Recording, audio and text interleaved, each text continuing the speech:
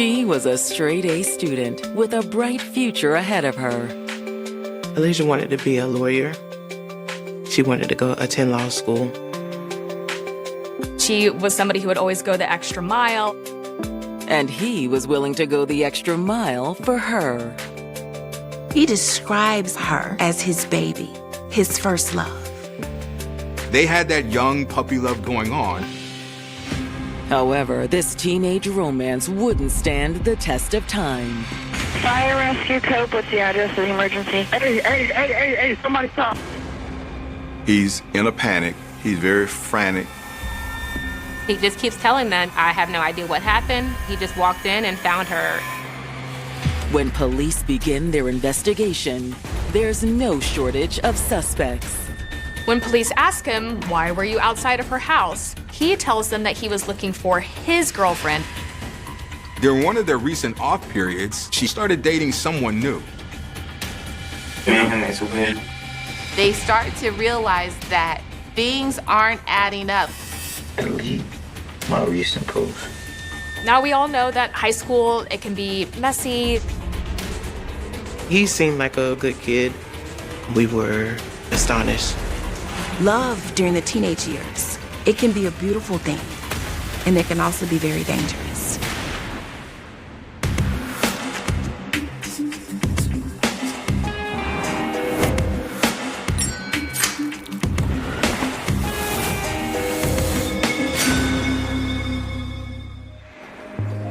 July 5th, 2019, Jacksonville, Florida. Summer vacation is in full swing in the Sunshine State's largest city. You will be hearing fireworks, celebrations going on for days before and after the 4th of July. Jacksonville is probably the biggest, smallest city that you'll ever see. Even though it is the largest city in the state, you do get that warm feeling that, you know, you are around people that make you feel like family. But around 1 p.m., a desperate 911 call comes in to the Jacksonville Sheriff's Office. Fire rescue Cope, what's the address of the emergency? Hey, somebody stop. The 911 caller begs for help. He's in a panic. He's very frantic. The operator has trouble understanding what he's saying because he's all over the place emotionally. Please, come on, please, right now, man. He had to be calmed down by the 911 dispatcher. Okay, we're getting help started. They're coming as fast as they can. Listen to me carefully. How old is she? No, she's 17. The caller eventually calms down enough to say that his name is Tremaine Robinson, and he's found his girlfriend, Alasia Poe, shot in her home. Okay, did somebody shoot her? Yes, ma'am. Okay, where is that person right now? I don't know. He says that he didn't see anything. He doesn't know who it was, that he just came back to the house and found her that way. He says that she is bleeding and he's clearly distraught. Is she awake at all? No. Okay, is she breathing? No. As first responders race to the scene, dispatch tries to guide Tremaine through life-saving efforts. Okay, what I need you to do is if you could get a clean, dry cloth or towel and place it down firmly. He then used his sweatshirt to apply pressure to the wound. But Tremaine's girlfriend is barely clinging to life. Will help arrive in time to save her. Right here, bro. She's back. Come on, bro. I need to do something, bro. Come on, bro. Come on, bro. Come on, bro. 17-year-old Alasia Poe was warm and inviting to everyone around her. She was absolutely gorgeous, just beautiful, had such a big smile, and she made everyone around her smile and laugh as well. Alasia, she was very popular. I'd go up to school and kids would just approach me and they're like, "Are you Alasia's mom?" And I'm like, "Yes." She just had a heart of gold and never met a stranger. Her family and friends described her as somebody who would always go the extra mile, as somebody who was always there for her friends and very polite. A rising senior with excellent grades, Alacia had big dreams for her future. Alacia wanted to be a lawyer. She wanted to go attend law school. She really enjoyed watching Law and Order. She was very into forensics and things of that nature. She always would tell family members, if you ever need any help, I'm going to law school, so I'll be able to, actually represent you. For someone that young to consider a career in law says that she's driven. She's already focusing on her future. She actually sees herself in a way, not just where she is, but where she knows she can be and what she can do to help others. To save up for college, Alacia got a job at a fast food restaurant. From the first day she started, her manager thanked me. They were like, she's so respectful. She even got Employee of the Month. I'm like, wow, she's really doing her thing. Alacia's boyfriend, Tremaine Robinson, secured a job alongside her. He was also an employee there. They started off just being friends, and then as time went on, that friendship blossomed into a teenage romance. Tremaine was also a high school student, but at a different school. So how'd you do on that test? Oh, nailed it.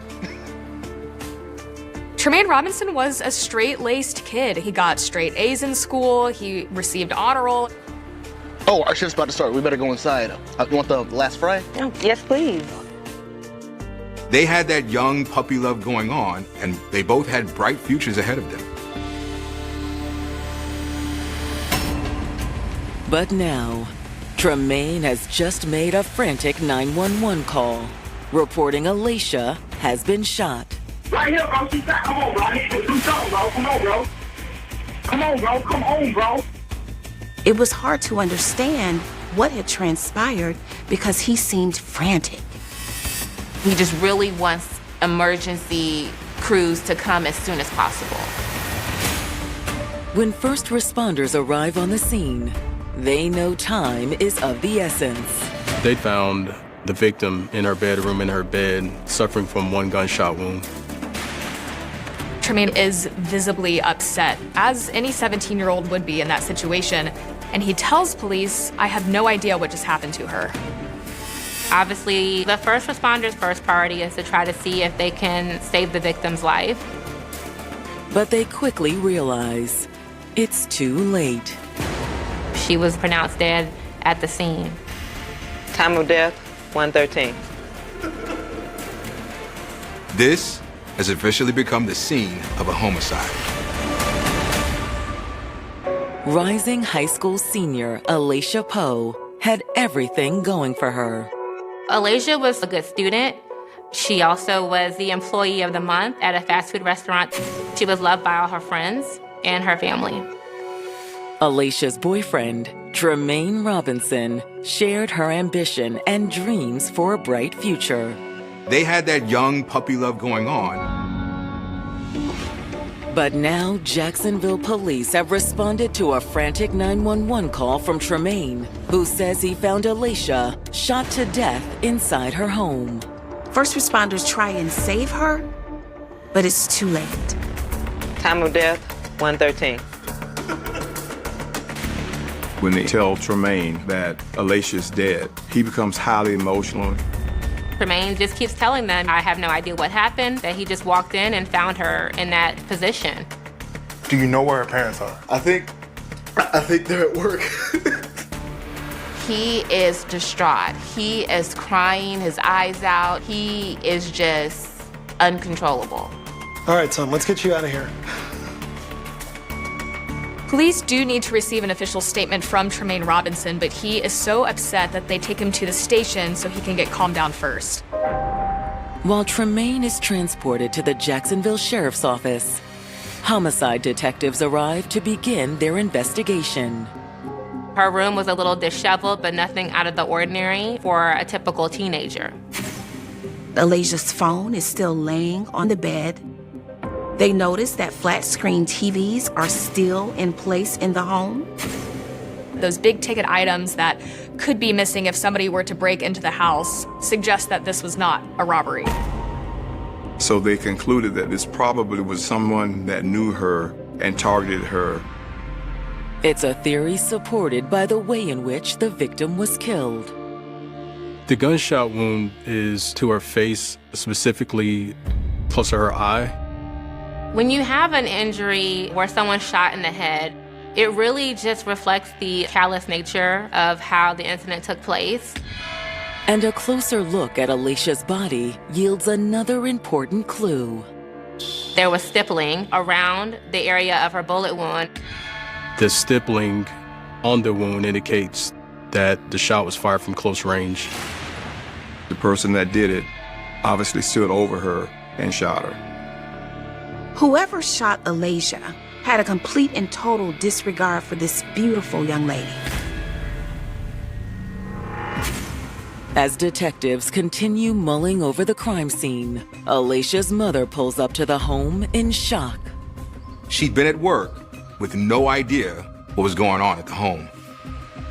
Once we get to the scene, I'm just pacing, not knowing, what's going on, what happened. I do attempt to reach out to Alasia, calling her phone and texting her phone, and I'm not getting any response. Excuse me. Excuse me. Ma'am, I need you to stay on this side of the Okay, tape, but please. this is my house. I'm just being told the lead detective will speak with you.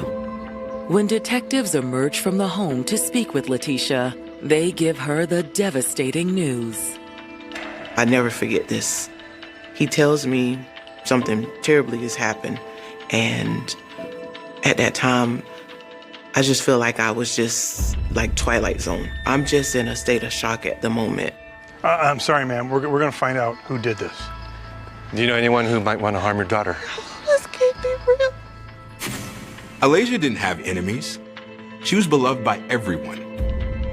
Everyone that had encountered her actually would attest to the good spirit that she had and carried with her. She was really, really, really an icon.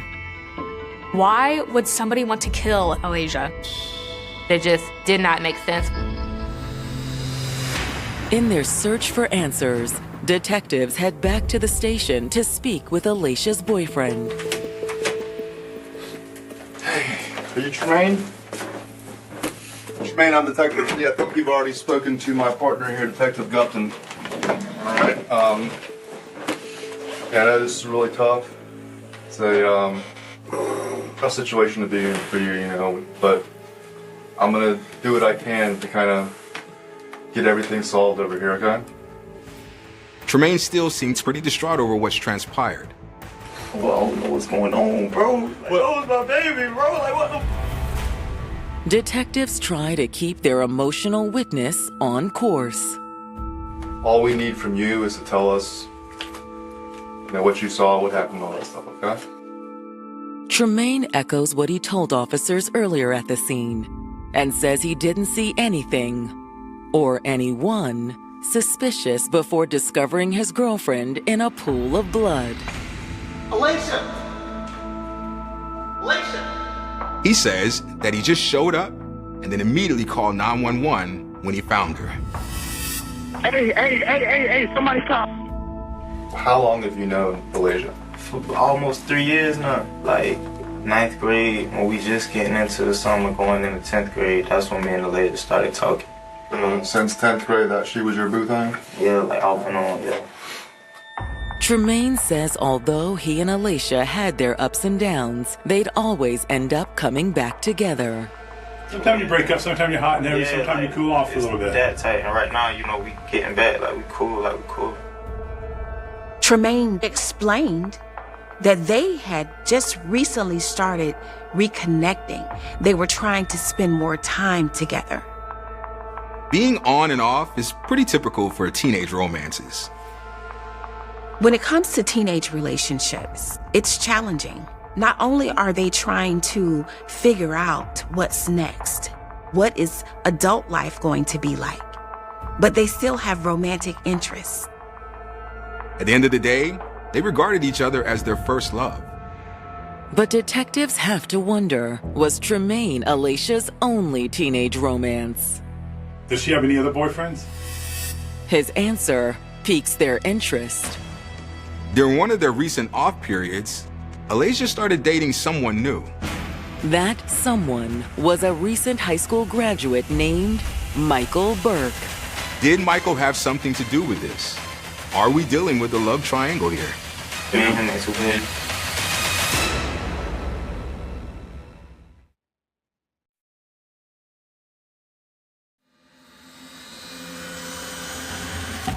In July of 2019, Jacksonville detectives investigating the death of 17-year-old Alacia Poe are sitting down with her on and off boyfriend, Tremaine Robinson. Tremaine had just admitted that during one of their off periods, Alacia started dating another young man by the name of Michael Burke. And according to Tremaine, he and Michael didn't get along. He know about me. I'm her boyfriend, I'm first love. Now we all know that high school, it can be messy. High schoolers, they like to date around, but jealousy can also be a very dangerous thing. If there was jealousy, if there was a love triangle of some sort, maybe that ended up culminating in the murder of Alacia. After speaking with Tremaine, detectives bring 19-year-old Michael Burke in for questioning. When detectives talk to Michael Burke, he is distraught. He seemed to really care a lot for Alacia. Michael, how did it make you feel when you found out Alacia was getting back together with Tremaine? What do you mean? She and Tremaine weren't getting back together. Alacia was my girl. He says Alacia and Tremaine were just friends. Yeah, he was her first love and all, but that was over. She was with me. So, who's telling the truth here? Both of these young men seem to be in love with Alacia. When's the last time you spoke with her? This morning. When they asked him to kind of, give a timeline, he told them that he remembered talking to her around 11 o'clock that morning for some time. Did anything seem off? No, not at all. Michael says they were chatting until Alacia told him her phone was dying and she had to go. As far as he could tell, nothing was out of the ordinary. Michael says that everything was fine. It was a typical day. It was a typical conversation. Michael insists he'd never hurt Alacia. Never. Never. Can you tell me where you were for the rest of the day? I was at home with my parents. You can ask them. When detectives follow up with Michael's parents, they're able to confirm his alibi. He was at home with them at the time Alacia was killed. In ruling out Michael Burke as Alacia's killer, an unsettling possibility sinks in. Detectives have to consider that Tremaine Robinson could be lying to them about his involvement in this. Maybe he's the jealous ex. Maybe he's the one with the motive. Hoping to gain more insight into Alacia's relationship with Tremaine, detectives circle back around to her mother, Letitia Strickland. It's a delicate balance because you're still trying to get answers as quickly as possible to solve this case, yet you're still trying to be gracious and understand that this family has had just a very short amount of time to get this news and start the grieving process. You guys know anything about your daughter's relationship with Tremaine Robinson? Well, I know that he'll always be her first love, but they've been broken up for some time now. When the police asked Alacia's mother, is Tremaine her boyfriend, the mother states that her boyfriend is actually Michael Burke. Her and Michael were inseparable at the time. The chemistry between the two was great. He was very, very, very, very respectful, very, very dear. He would do anything for her. But Letitia says Alacia and Tremaine had remained friends. She still befriended him. So by her just still befriending him, maybe it gave him hope that they would get back together. And I feel like that's what he was living everything on, just that little bit of hope that was given. Did you or your fiancé notice anything odd before you left for work? Was there anyone else at the home? No, Alacia, she was asleep when I left for work at 8 a.m., and that's pretty typical. The last time I saw her, it was the night before. That night before, she was talking about her senior pictures. I'm so excited to wear my new dress. And you're gonna look so beautiful, baby. She saw that my eyes were getting kind of heavy. She asked me if I was sleepy, and I said yes. So then she was like, well, I'm gonna let you go to sleep. Good night, Mama. I love you. I love you too. She just exited the room, and had I known, I would have just stayed up all night if that would have been my last conversation that I would have had with her. However, Letitia's fiancé George says his last interaction with Alacia was more recent. While Letitia had to leave for work at 8 a.m. the next morning, George didn't have to leave for his job until around noon. I saw her outside before I went to work. And what George says next will send the case spinning in a whole new direction. Alacia wasn't alone. She was outside talking to her friend Brandon Clark. He was seen with her just moments before she was killed. Have police been looking at the wrong suspects all along?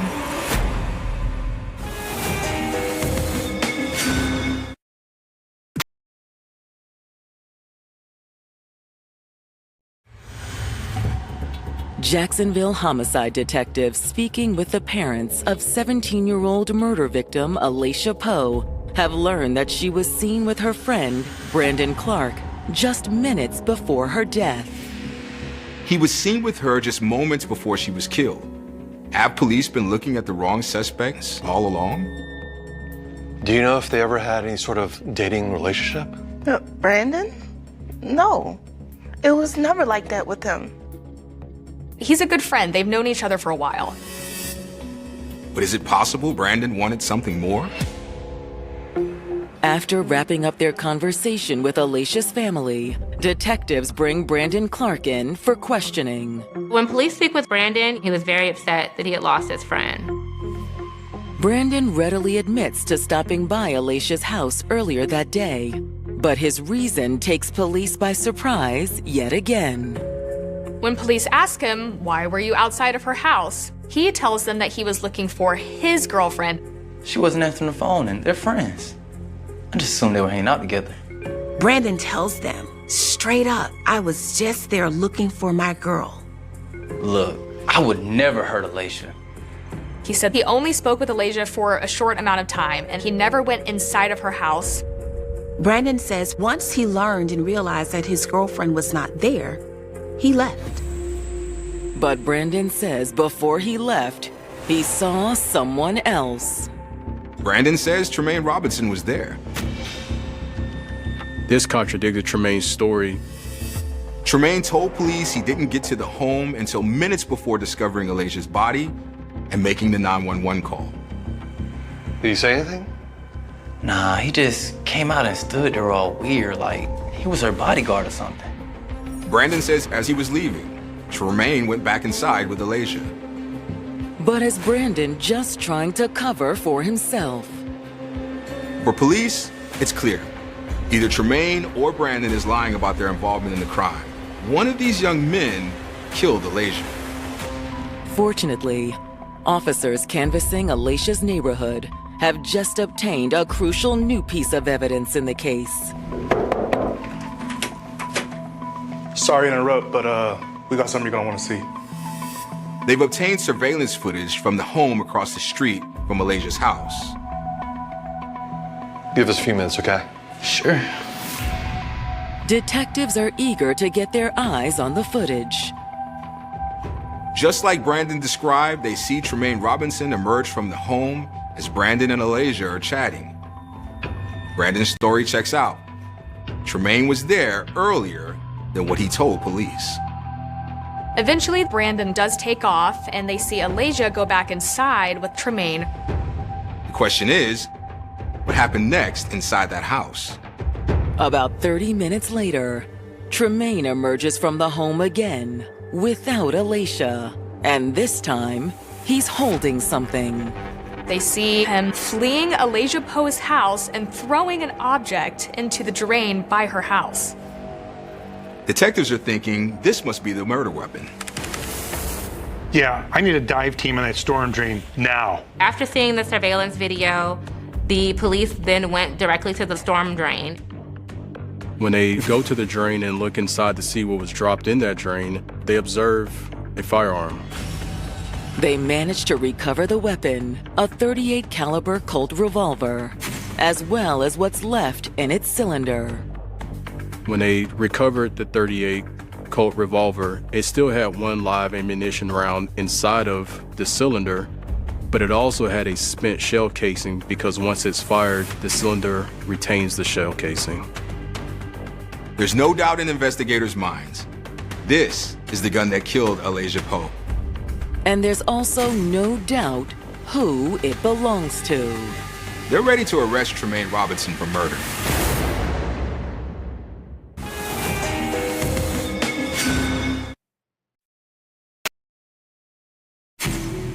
After locating the murder weapon and surveillance footage of him holding it, detectives are certain Tremaine Robinson is the person responsible for 17-year-old Alaysia Poe's murder. They basically caught him red-handed. They had the literal smoking gun. Now they just need a confession. When detectives sit down with Tremaine once again, they don't let him know that he's under arrest just yet. However, they do tell him they have proof he was at Alaysia's home earlier than he claimed. What time did you get there? I didn't check the time. Like, I had just came over because this really my lady. He now says he first showed up at the home the previous evening after Alaysia's parents were already in bed. And then I just stayed the night. Tremaine was staying in her room. In a way, he was hiding. No one in her family knew that he was there. Okay, so you're hiding out in the bedroom. Mom gets up. What does Mom do today? Mom get up and go to work? Yeah. Tremaine says after Alaysia's parents left for work, he came out of the bedroom and went outside, where he found Alaysia talking with Brandon. And did you actually talk to him, or did you Nah, you just let it known that you were there? Yeah. Tremaine admits that after Brandon left, he went back inside with Alaysia. So you're in the house, you and Alaysia are the only two in the house. Mm-hmm. And something happens. What happened? All I know is I want to go get some snacks. Go get snacks from where? A little stove. Tremaine tells the detectives he walked to a nearby convenience store to buy some snacks. Then he headed back to Alaysia's house where he dropped them off. So you came back from getting snacks, you go in the house, you put your snacks in the bedroom, Alaysia's there, alive. Yeah. But then Tremaine says he left the house again. He then decided that he was going to go down to the park and smoke some weed. Why not just go in the backyard and smoke? Cause it's nowhere to sit out there. And plus it's like open. Okay, so you went and smoked by the table. Tremaine says he was only gone for a few minutes before he walked back to Alaysia's house. And then come back in the house? What happened then? It was just chaos for me. Tremaine says when he came back, he found the door of the house open and found the victim lying in bed, shot. Tremaine tells detectives that's when panic set in. He saw her on the bed and she was bleeding from her head and he was hysterical. And he immediately called 911 and tried to, help stop the bleeding. Right here, bro. She said, come on, bro. I need to do something, bro. Come on, bro. Come on, bro. Come on, bro. Did you hear the gunshot? Yeah, I heard a gunshot because I was walking back. You're walking back, you hear the gunshot, you're walking back towards the house. Do you see anybody running out of the house? No. Tremaine is still adamant that he never laid eyes on the shooter and has no idea who did this. That's when the investigators decide to take a different approach. Just so we're on the same page, that's Alaysia, right? They showed him some pictures of her to try to see if that might, motivate him to tell them more about what happened. And when they showed him the pictures, he was very emotional. He became tearful and said that that was his baby. I know it's hard, man.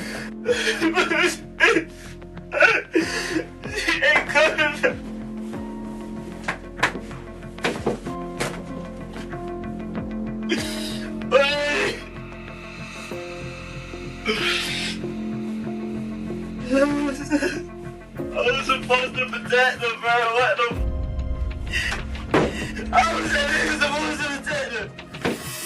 Denial starts to come in. Those moments, I think there was still some parts of him that, in his young mind, was grasping the fact that she had died. And he was there. Detectives also show Tremaine a picture of the murder weapon and say they have video of him throwing it in the storm drain. This is the gun that you had that you threw in the storm drain. Okay, we recovered it. So this is where the rubber meets the road. Tremaine falls apart. He is uncontrollable and he is sobbing. And that's when he decides to tell a new story. You would know the truth. I came back from smoking all that true, and I did have my pole. But I shoot my girl. Yeah, so it just popped. He says that he had the gun in his book bag. He pulled it out to show it to Alasia. She began to play with the gun. Hey, be careful with it though. And then it just went off. Oh God, Alasia! You holding it when it popped? No. She was playing around with it, so I'm like, hold on. And then gun popped off. Immediately, the seasoned detectives aren't buying Tremaine's story. You know how the gun works. Of course I know how a gun works. I'm not stupid. I'm a 17-year-old dude that lives in Jacksonville. This gun does not go off unless somebody pulls the trigger. The detectives informed him that a gun doesn't just go off by itself, particularly a revolver. It doesn't go off when you sit it down. It just doesn't shoot. You have to cock it and pull the trigger. Did you pull the hammer back? No, I swear to God. The gun's going to be tested for functionality. Go ahead. That's going to show that it works.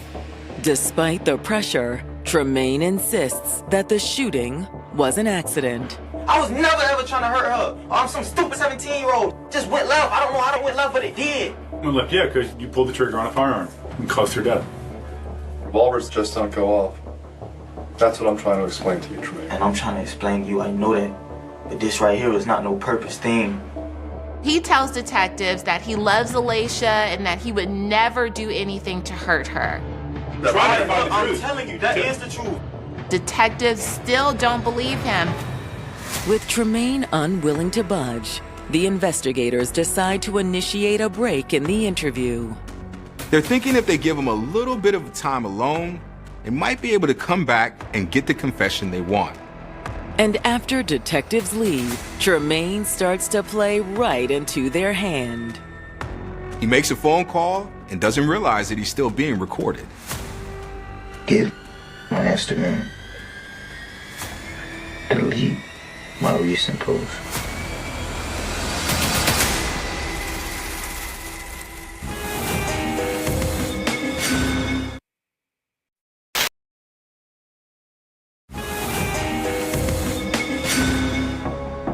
Homicide detectives in Jacksonville, Florida, are questioning Tremaine Robinson, their main suspect in the shooting death of 17-year-old Alasia Poe.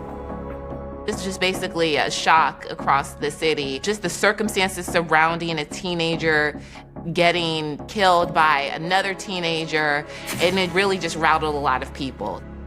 After initially claiming he had nothing to do with the shooting, Tremaine has now changed his story and admitted that Alasia was killed with his gun. But he says it was all just a terrible accident. That's why you got rid of the gun? See them trying to flip this on me like You're trying to throw this on you, threw it on yourself. Yeah, especially when you took all that, started throwing it into the storm drain. Bro, do y'all realize I'm in panic mode? I don't know what to do. Tremaine is just not budging on his version of events. But when detectives initiate a break in the interview, Tremaine makes a shocking phone call. He calls a friend. He asks that friend if he would do him a favor. Give my Instagram. Delete my recent post. He tells the friend to go on his social media page and erase all of the photographs that he has there brandishing a weapon. But I just don't know, bro. I don't know what I'm gonna do, bro. Cause like, but it was like, it might try to do a manslaughter. I don't know, bro. All I was thinking was, bro, please don't, like, keep beating, like, please. The niggas had put me through it, but they found it. After listening in on Tremaine's phone call, detectives come back into the interview room.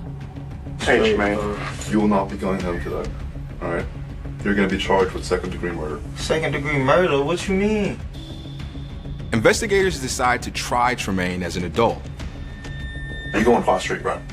What is that? That's the grown people's jail or something? Yeah, you're going to grown people jail. I'm 17, bro. What you mean putting me in grown-up jail? Like, damn. When Alicia's family learns that Tremaine has been charged with her murder, they're stunned. I only saw him a couple of times, and he seemed like a good kid. We were just very astonished. Without a full confession from Tremaine, the motive in this crime remains a mystery. But investigators have their theory. On July 5th, after Brandon Clark left the home, Tremaine and Alasia got into an argument about their relationship. You know, they were off and on with their relationship, and Alicia was seeing someone else. That someone was 19-year-old Michael Burke. It's possible Tremaine overheard Alasia's call with her new boyfriend, Michael Burke, earlier that morning, but no one knows for sure. His jealous rage, his thoughts of the victim being with someone else prompted him to do the unthinkable. She had moved on. Obviously, he hadn't. I know deep down inside, this wasn't an accident. For that firearm to be fired, someone had to pull the trigger. With mounting evidence against him and a trial date quickly approaching, Tremaine faces the possibility of spending anywhere from 25 years to life in prison if he's convicted of second-degree murder. The reason they decide to charge Tremaine with second-degree murder rather than first-degree is because investigators believe he committed this crime in the heat of the moment. They don't believe it was a premeditated crime. Terrified by the prospect of spending the rest of his life behind bars, Tremaine decides to seek a plea deal. Instead of going to trial in this case, the prosecution and the defense entered a plea agreement. The prosecutors and the defense team for Tremaine agreed that Tremaine can plead to a lesser charge of manslaughter with the firearm. At his sentencing hearing in December 2023, prosecutors push for a 30-year prison term, but the judge is more lenient. The Youth Offender Act for Florida came into play, which says that he can receive a lesser sentence of incarceration based on his age. When I heard the judge stating youthful offense, I just fell back in my seat because I'm like, you have to be kidding me. Everything was written on the wall, and, of course, his attorney's going to push for that. But we're talking about someone that's right at being an adult, months away. So I feel like it should have just stayed as an adult and that not been considered at all. Taking into consideration Tremaine's young age and lack of criminal record, the judge sentences him to just 15 years in prison. Now, for Tremaine, we're sure that 15 years is a lot. For his family, it's a lot. But for those that have to live with Alasia's memory, 15 years is only a slap on the wrist. He will have a second chance at life, and the hope that you have is that you never see that person in a courtroom again. I was just in awe. I just couldn't believe it. I mean, why can't we just, get justice? Maybe there needs to be some changes to the system where it's not those loopholes. Because I just feel like that's a big loophole. At the end of the day, they lost a loved one at his hands. That kind of pain doesn't just fall off with years. I know people say time heals all things, but resentment can sit in. Fear that it could happen again could sit in. You're going to allow this person to come out, and then what if this happens to someone else? It shouldn't happen again. Alasia Poe's case is just one of those stories that sticks with you. It gets under your skin just because she was so young. She had her whole life ahead of her. Love during the teenage years, it can be a beautiful thing. And it can also be very dangerous. There still is a great level of immaturity. I think a lot of teenagers, they don't see the consequences until it's too late.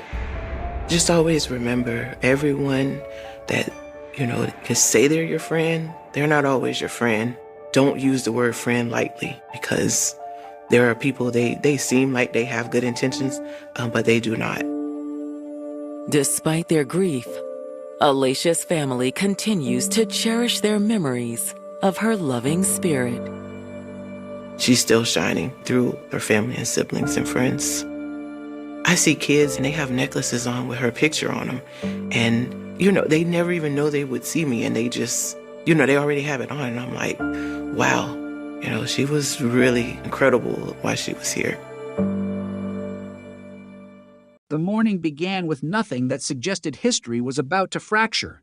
A quiet rural road stretched through the rolling landscape of Queensville, Ontario, where fields, scattered farmhouses, and dense pockets of woodland gave the illusion that danger belonged somewhere else. Parents expected children to return home before supper. Neighbors recognized every passing car. Doors were often left unlocked. It was the kind of community where fear arrived only through newspaper headlines from distant cities. Then, on one October afternoon in 1984, 7-year-old Christine Jessup disappeared, and the peaceful certainty that had defined an entire region vanished with her. For 36 years, the question echoed through Canada with relentless persistence. What happened to the little girl who never came home? The answer would eventually emerge, but only after decades of heartbreak, controversy, scientific breakthroughs, and one of the most devastating miscarriages of justice the country had ever witnessed. Before investigators uncovered the truth, before DNA transformed the impossible into the undeniable, before a family finally received the explanation they had pursued for more than 3 decades, there was only silence, confusion, and the haunting image of a child walking toward a future she would never reach. Christine Jessup was 7 years old, energetic, curious, and known for the easy smile that friends and relatives remembered long after her disappearance. She lived with her family in Queensville, a small community north of Toronto where children still rode bicycles down quiet roads and explored fields without attracting concern. Her parents believed they were raising their children in a place where trust was as natural as breathing. No one imagined that an ordinary autumn afternoon would become one of the darkest chapters in Canadian criminal history. October 3rd, SIL 1984, began like countless other school days.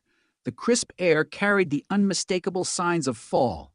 Leaves had begun changing color, creating brilliant shades of orange and crimson across the countryside. Christine attended school as usual before returning home during the afternoon. Nothing about her routine suggested anything extraordinary. She completed familiar tasks, spoke with family members, and prepared to run what should have been a simple errand. It was the kind of everyday responsibility countless children handled without incident. She left home intending to visit a nearby location only a short distance away. The journey should have taken minutes. She never arrived. At first, there was no panic. Children occasionally stopped to play with friends or wandered off to explore nearby woods. Minutes stretched into an hour. An hour became several. Family members began searching the roads themselves, calling her name into fields and tree lines that suddenly felt unfamiliar despite years of knowing every path. Concern rapidly transformed into fear. When evening approached without any sign of Christine, police were contacted, and a missing child investigation began. The response grew rapidly. Officers searched ditches, forests, abandoned buildings, drainage areas, and farmland surrounding Queensville. Volunteers from neighboring communities joined the effort almost immediately. Flashlights pierced the darkness as hundreds of people combed through fields long after sunset. Search dogs followed faint scents that seemed to disappear without explanation. Helicopters flew overhead while investigators questioned neighbors, motorists, teachers, friends, and anyone who might have crossed paths with the little girl that afternoon. Each passing hour reduced hope. Missing children are often found quickly. Statistics generally favor rapid recovery within the first day if the child has simply wandered away. But Christine had vanished completely. There were no confirmed sightings after she left. No reliable witness could describe where she had gone or who had been near her. It was as though the landscape itself had swallowed her. The disappearance quickly dominated local news broadcasts. Television cameras arrived in the community, transforming quiet country roads into scenes of constant media attention. Reporters interviewed exhausted volunteers while parents across Ontario watched with growing unease. Every mother imagined her own child walking alone. Every father questioned whether familiar neighborhoods were truly safe. The story spread beyond Queensville because it touched a fear shared by every family: a child can disappear in the middle of an ordinary day without warning. Investigators pursued every possibility. Had Christine become lost? Had she accepted a ride from someone she recognized? Had a stranger entered the community unnoticed? Every theory remained open because almost no physical evidence existed to point investigators in a single direction. Meanwhile, the Jessup family endured a nightmare that few people can truly comprehend. Every ringing telephone carried the possibility of good news or unimaginable horror. Every unfamiliar vehicle slowing outside the house drew anxious attention. Sleep became nearly impossible. Hope survived because it had to. Families of missing children often cling to ordinary possibilities long after logic suggests otherwise. Perhaps someone had taken her and would let her go. Perhaps she had been injured and could not reach help. Perhaps tomorrow would bring the phone call everyone desperately awaited. Tomorrow came. Then another. Then another. Days passed while search teams expanded farther from Queensville. Volunteers continued walking shoulder to shoulder across muddy fields despite exhaustion. Rivers were examined. Thick wooded areas were searched repeatedly because investigators feared they might have overlooked something during earlier efforts. Community centers became gathering places for search coordinators, while churches filled with residents praying for a miracle that seemed increasingly distant. Every interview generated another lead, and nearly every lead collapsed under scrutiny. Rumors flourished faster than facts. Residents reported unfamiliar vehicles parked along rural roads. Others remembered strangers asking for directions weeks earlier. Some believed they had heard screams carried by the wind. Anonymous tips poured into police stations, each demanding attention despite offering little certainty. Detectives understood that high-profile missing child investigations often produce overwhelming quantities of misinformation. Sorting truth from speculation became an exhausting challenge. The emotional strain spread throughout the province. Parents who had never heard of Queensville suddenly changed household routines. Children were told not to walk alone. Schools discussed stranger awareness with new urgency. Communities organized neighborhood watches. The disappearance of one little girl altered daily life for countless families who had never met her. Then, more than 2 months after Christine disappeared, hope came to an irreversible end. On December 31st, SIL 1984, her body was discovered in a heavily wooded area near Sunderland, Ontario, dozens of kilometers from where she had last been seen. The location was isolated enough that it had escaped earlier searches. The discovery transformed a desperate missing person investigation into a homicide inquiry that would haunt Canada for generations. News of the discovery struck like a thunderclap. Instead of preparing for New Year's celebrations, Canadians watched television reports describing the tragic end of a case that had already captured the nation's attention. The image of a 7-year-old whose life had been stolen in such a brutal manner shocked even experienced investigators. Detectives now faced a different challenge. They were no longer searching for Christine. They were searching for the person responsible. The crime scene presented opportunities, but also immense difficulties. Exposure to the elements over nearly 3 months complicated forensic analysis. Investigators carefully documented every detail, preserving evidence with the best techniques available in 1984. They knew that microscopic traces might become crucial. At the same time, they could not foresee how dramatically forensic science would evolve over the coming decades. Evidence collected during those painstaking hours would eventually outlive entire investigative strategies, surviving long enough to answer questions that contemporary technology simply could not.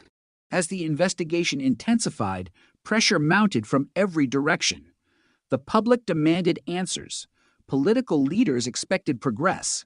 Reporters scrutinized every development. Detectives worked around the clock, convinced the killer had made a mistake that could expose his identity. Somewhere, they believed, someone knew something. Somewhere, a witness had seen the wrong car at the wrong time. Somewhere, an overlooked detail waited to connect the scattered fragments into a complete picture. But beneath the urgency lurked another danger, one that has shadowed countless major investigations throughout history. When a community cries out for justice and the pressure to solve a horrific crime becomes overwhelming, certainty can begin to replace evidence. Suspicion can harden into accusation, and the desperate search for the truth can slowly drift toward a different destination altogether. The investigation entered its most intense phase under the weight of enormous public pressure.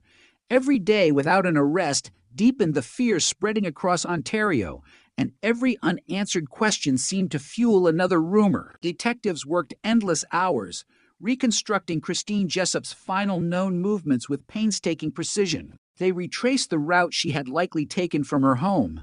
They measured distances, recorded timelines, and interviewed anyone who might have seen a young girl walking alone that October afternoon.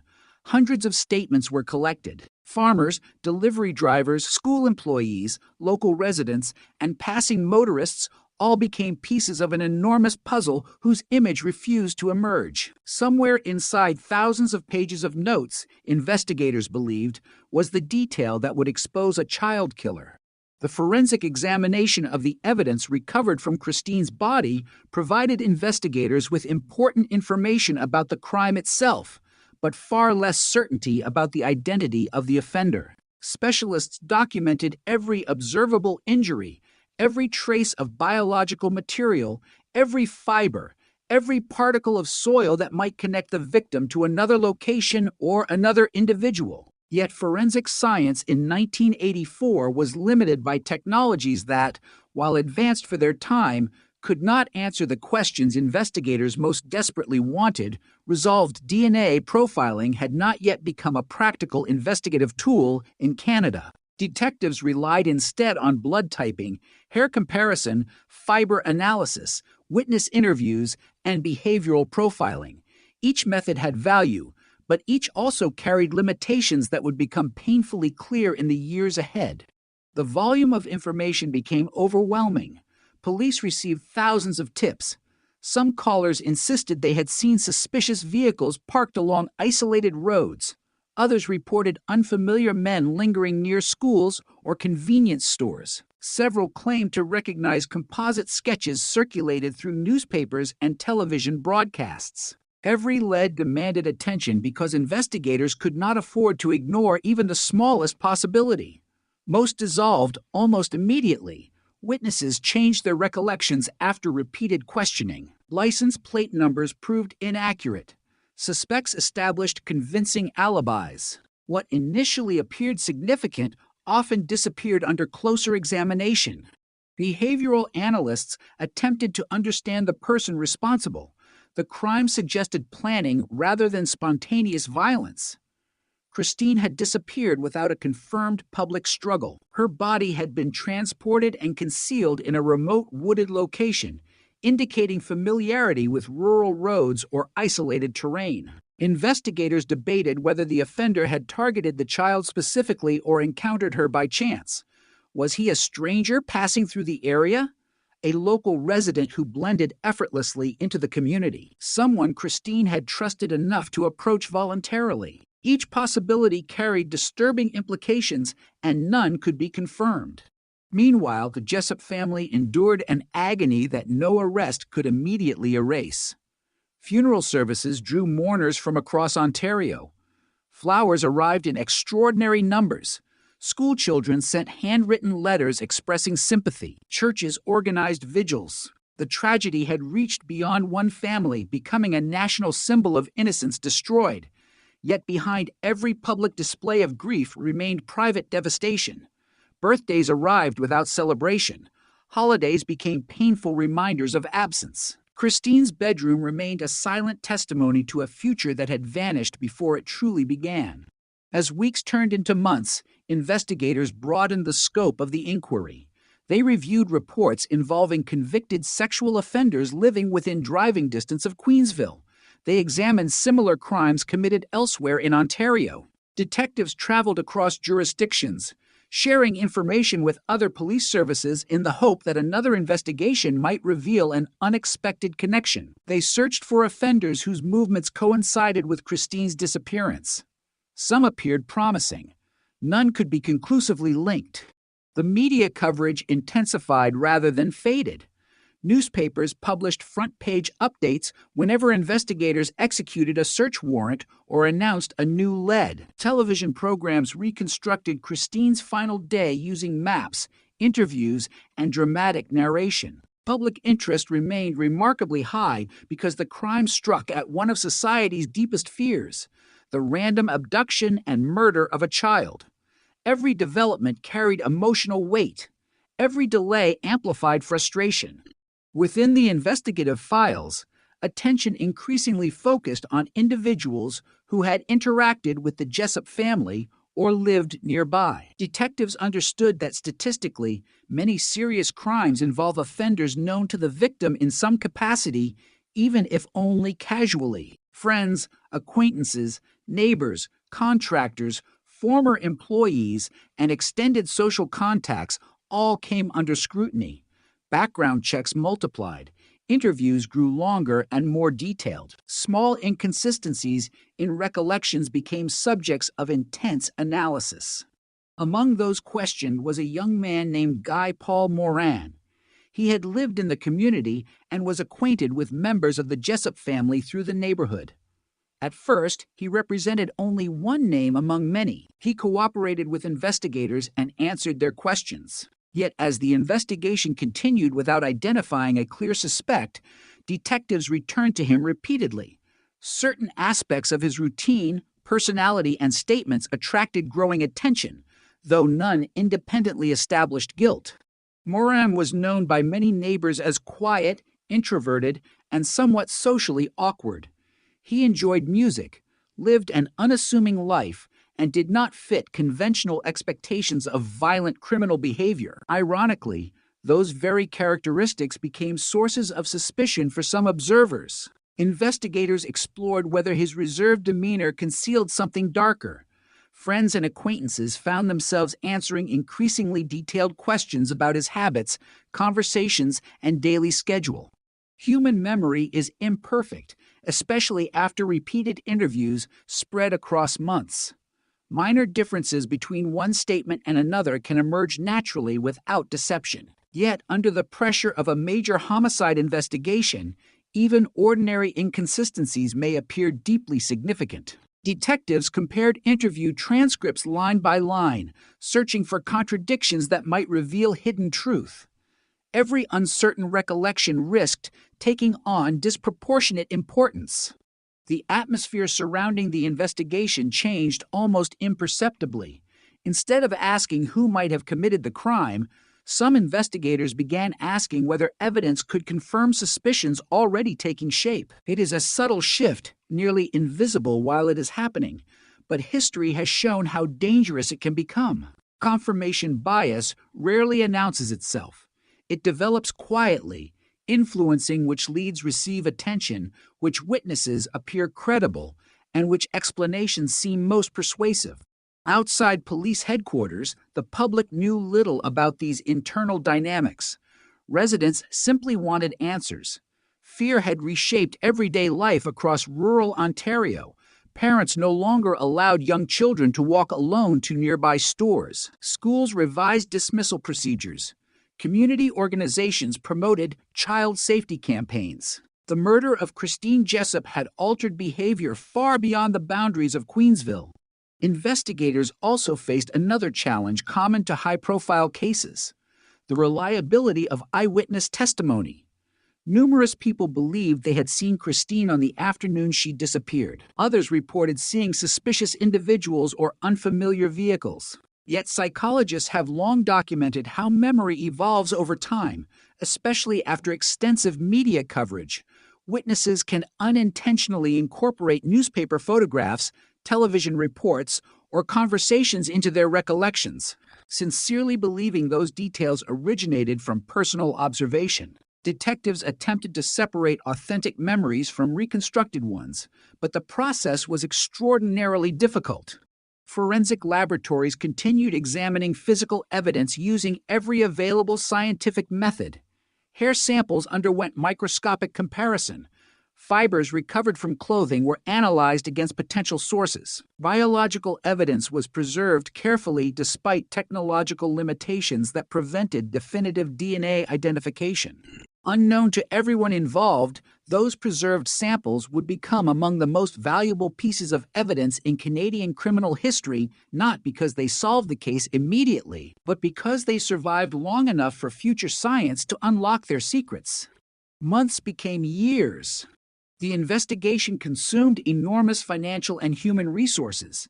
Detectives retired and were replaced by younger officers who inherited thousands of pages of reports. New theories emerged while older ones faded. Files expanded into towering collections of documents, photographs, laboratory reports, interview transcripts, maps, and evidence inventories. Every new investigator believed fresh eyes might discover what predecessors had overlooked. At the same time, technological advances slowly began transforming criminal investigations around the world. DNA profiling emerged during the mid to late 1980s as a revolutionary scientific development capable of distinguishing one individual's genetic profile from another with unprecedented accuracy. Early successes demonstrated that biological evidence collected years earlier could suddenly answer questions previously considered impossible. Police agencies across multiple countries began revisiting unsolved homicides, preserving evidence that earlier generations might have regarded as exhausted. In Christine Jessup's case, however, the investigation had already begun moving toward a different path. The momentum surrounding one particular suspect continued building despite the absence of conclusive scientific proof. Public expectations, investigative pressure, evolving interpretations of evidence, and the natural desire to deliver justice for a murdered child gradually converged. What followed would not only shape the future of the Jessup investigation, but would fundamentally alter public confidence in Canada's criminal justice system, demonstrating that solving a terrible crime requires more than determination.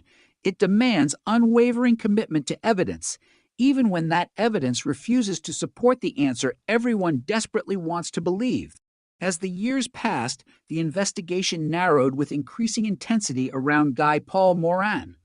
What had begun as routine interviews evolved into sustained scrutiny, and sustained scrutiny gradually hardened into suspicion. Detectives revisited every statement he had ever made, comparing interviews conducted months apart, examining ordinary inconsistencies through the lens of a homicide investigation that still lacked a definitive answer. Friends were questioned again. Family members were interviewed repeatedly. Company workers described his personality, his habits, his routines, and even the smallest details of his private life. Investigators searched for patterns that might explain an unthinkable crime. Yet suspicion, no matter how persistent, is not the same as proof. Morin maintained his innocence from the beginning. He denied any involvement in Christine Jessup's disappearance or murder and continued cooperating with investigators. Those who knew him described a man who was reserved and awkward in social situations but not violent. He had a passion for music, lived quietly, and appeared uncomfortable with the growing attention surrounding his name.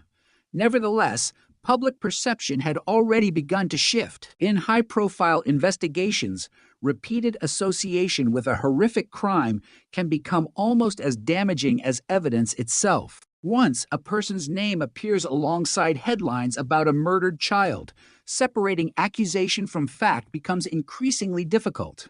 The media followed every development with relentless intensity. Newspapers devoted front pages to the investigation. Television broadcasts analyzed witness statements, investigative theories, and courtroom filings. Every new detail became breaking news. Every rumor seemed to acquire greater credibility simply because it was repeated often enough. The pressure on law enforcement was enormous. Citizens demanded justice. Politicians expected progress.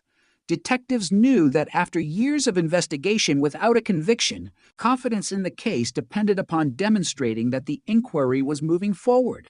By the late 1980s, Moran had been charged in connection with Christine Jessup's murder. The announcement generated national headlines. For many observers, the arrest appeared to signal the end of a nightmare that had haunted Ontario since 1984. Communities that had followed the case for years believed justice was finally approaching. Yet beneath the optimism lay a troubling reality. The prosecution's case relied heavily on circumstantial evidence, forensic techniques that were later questioned, and witness testimony whose reliability would become the subject of intense scrutiny. The first trial became one of the most closely watched criminal proceedings in Canada. Courtrooms filled with journalists, legal experts, and members of the public. Every witness was examined in extraordinary detail. Prosecutors presented their interpretation of the available evidence, attempting to convince the jury that the collection of circumstances pointed unmistakably toward Moran. The defense argued that the investigation had become narrowly focused on one suspect while alternative possibilities received insufficient attention. They challenged the reliability of key testimony and questioned whether the scientific evidence truly supported the prosecution's conclusions. Much of the forensic evidence reflected the scientific standards of the era. Hair comparison, fiber examination, and blood typing were presented as valuable investigative tools. Experts explained similarities between samples recovered during the investigation. However, unlike modern DNA profiling, these techniques could rarely identify one individual with certainty. They could suggest consistency, indicate exclusion, or establish that samples shared certain characteristics, but they could not provide the near-definitive identification that genetic testing would later make possible. Even at the time, defense attorneys highlighted these limitations. Witness testimony also proved far more complicated than it initially appeared. Human memory changes over time. People often reconstruct events unconsciously, influenced by conversations, media coverage, and repeated questioning. Small discrepancies emerged between earlier interviews and later testimony. Some witnesses expressed uncertainty about timelines or observations they had previously reported with greater confidence. Others struggled to distinguish what they had personally seen from what they had subsequently heard. These challenges are common in lengthy investigations, particularly when years separate the crime from the courtroom. After hearing the evidence, the jury acquitted Guy Paul Moran. For the Jessup family, the verdict delivered another devastating emotional blow. They had endured years of uncertainty only to leave the courtroom without a conviction. Investigators faced renewed criticism. Members of the public questioned whether the real killer remained free. Others believed the acquittal represented a failure of the justice system rather than an indication that the evidence had been insufficient. The sense of frustration that followed spread far beyond the courtroom. The legal process, however, did not end there. Canadian prosecutors appealed aspects of the case, and legal proceedings continued. Eventually, Moran faced a second trial after appellate decisions allowed the prosecution another opportunity to present its case. The renewed proceedings attracted even greater national attention because they forced Canadians to confront difficult questions about criminal justice, forensic evidence, and the enormous burden of proving guilt beyond a reasonable doubt. By the time of the second trial, public opinion had become increasingly polarized. Some observers remained convinced Moran was responsible. Others believed investigators had developed tunnel vision, focusing so intensely on one suspect that alternative leads had gradually disappeared from serious consideration. Legal scholars debated the strengths and weaknesses of the evidence. Newspapers published competing analyses. Television commentators questioned investigative decisions made years earlier. The case had evolved into more than a homicide prosecution. It had become a national conversation about how criminal investigations should be conducted when public pressure reaches extraordinary levels. The second trial unfolded with the same emotional intensity as the first. Prosecutors again argued that the evidence established Moran's guilt. The defense continued emphasizing the absence of direct proof linking him to Christine's murder. Every piece of forensic evidence was examined exhaustively. Every witness statement received careful analysis. Jurors were asked to evaluate years of investigation compressed into weeks of testimony. This time, the outcome was different. Guy Paul Morin was convicted. The conviction appeared to many Canadians as the conclusion they had expected for years. Newspapers reported that justice had finally been achieved. The Jessup family, while continuing to grieve their unimaginable loss, now faced the belief that the legal system had identified the person responsible. Investigators who had devoted years to the inquiry regarded the verdict as validation of their work. Public attention gradually shifted elsewhere as many assumed the case had reached its final chapter. Morin was sentenced to life imprisonment. Behind prison walls, he continued maintaining his innocence. He consistently denied killing Christine Jessup and pursued every available legal avenue to challenge the conviction. Such claims are common among convicted individuals, and at the time, many observers dismissed his assertions. Yet, outside the courtroom, forensic science continued advancing at a remarkable pace. Laboratories around the world refined DNA analysis, improving sensitivity, reliability, and the ability to generate genetic profiles from increasingly small or degraded biological samples. Cases once considered permanently unsolved began yielding definitive answers through technology that had not existed when the original investigations were conducted. Importantly, evidence from the Jessup investigation had been preserved. That decision routine to some investigators at the time would ultimately prove historic.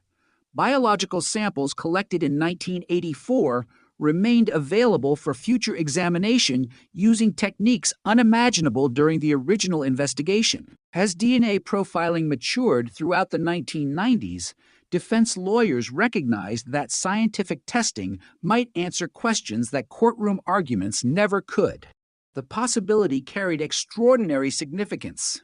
Unlike hair comparison or blood typing, DNA analysis could often exclude individuals with overwhelming certainty or identify contributors with remarkable precision. Around the world, the technology was already exonerating wrongfully convicted people while simultaneously identifying offenders who had escaped justice for years. Each successful case reinforced a powerful truth. Objective scientific evidence could reveal mistakes that sincere investigators, experienced prosecutors, expert witnesses, judges, and juries had failed to recognize. For Guy Paul Morin, that scientific revolution represented more than hope. It represented the first genuine opportunity for the evidence itself, not assumptions, not interpretations, not conflicting testimony, but the preserved biological evidence speak with a clarity unavailable during either of his trials. The answers hidden within those decades-old samples had remained silent since 1984, waiting for science to advance far enough to unlock them. When that moment finally arrived, the results would not simply challenge one conviction. They would expose one of the most profound miscarriages of justice in Canadian history and reopen the search for the person who had taken the life of 7-year-old Christine Jessup. The request for DNA testing marked a turning point that few people outside the legal community fully appreciated at the time. For years, the Christine Jessup investigation had revolved around witness testimony, forensic techniques that reflected the scientific standards of the 1980s, and the belief that the courts had already reached the correct conclusion. Now, a single question threatened to overturn everything. What if the biological evidence preserved since 1984 told a different story? Unlike memories that faded or opinions that evolved, DNA carried no emotion, no assumptions, and no desire to confirm an existing theory. It either matched or it did not. The samples collected during the original investigation had survived decades in secure storage. That fact alone proved invaluable. Evidence preservation has long been one of the most critical responsibilities in homicide investigations because scientific capabilities continue advancing long after a crime occurs. Detectives in 1984 could not have anticipated precisely how sophisticated DNA analysis would become. but the decision to retain biological evidence ensured that future investigators would possess opportunities unavailable to their predecessors. When forensic scientists finally examined the preserved material using modern DNA profiling, the results were immediate and devastating for the prosecution's case. The genetic profile obtained from the evidence did not match Guy Paul Morin. The exclusion was not ambiguous. It was not a matter of interpretation or competing expert opinions. The biological evidence that had remained silent throughout years of investigation now established that Morin could not be the source of the DNA recovered in connection with the crime. The implications reached far beyond one individual. If the DNA belonged to someone else, then the actual killer had never been identified. News of the results spread rapidly through Canada's legal system before reaching the wider public. Prosecutors, defense lawyers, judges, and investigators immediately understood the extraordinary significance of the findings. A conviction that had once appeared secure now rested upon a foundation fundamentally contradicted by modern science. In 1995, Guy Paul Morin was officially acquitted. After years spent under suspicion, through 2 highly publicized trials and imprisonment for a crime he had consistently denied committing, he walked free. His exoneration represented one of the earliest and most influential examples in Canada of DNA evidence overturning a wrongful conviction. The emotional impact was impossible to measure. For Morin, freedom came after years that could never be returned. His reputation had been destroyed. His privacy had disappeared.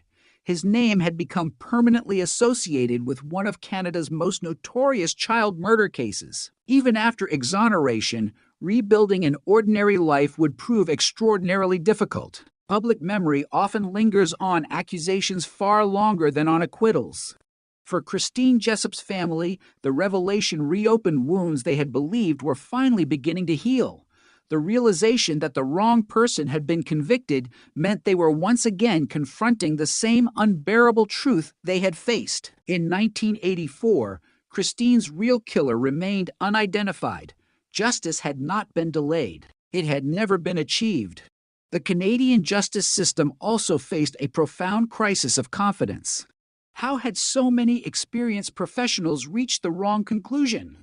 That question became the focus of intense public debate. Legal scholars, judges, prosecutors, defense attorneys, and police leaders examined every stage of the investigation. They sought to understand how a homicide inquiry conducted with genuine determination had nevertheless produced such a catastrophic outcome. The answer was not a single mistake. Instead, investigators and independent reviewers identified a series of interconnected failures. Some forensic techniques presented at trial were later recognized as less reliable than originally believed. Certain witness testimony had carried greater weight than the available evidence justified. Investigative focus had narrowed progressively toward one suspect, while alternative possibilities received diminishing attention. Each individual decision appeared understandable when viewed in isolation. Together, however, they created a chain of reasoning that ultimately pointed toward the wrong man. The Canadian government established a public inquiry to examine the circumstances surrounding Morin's wrongful conviction.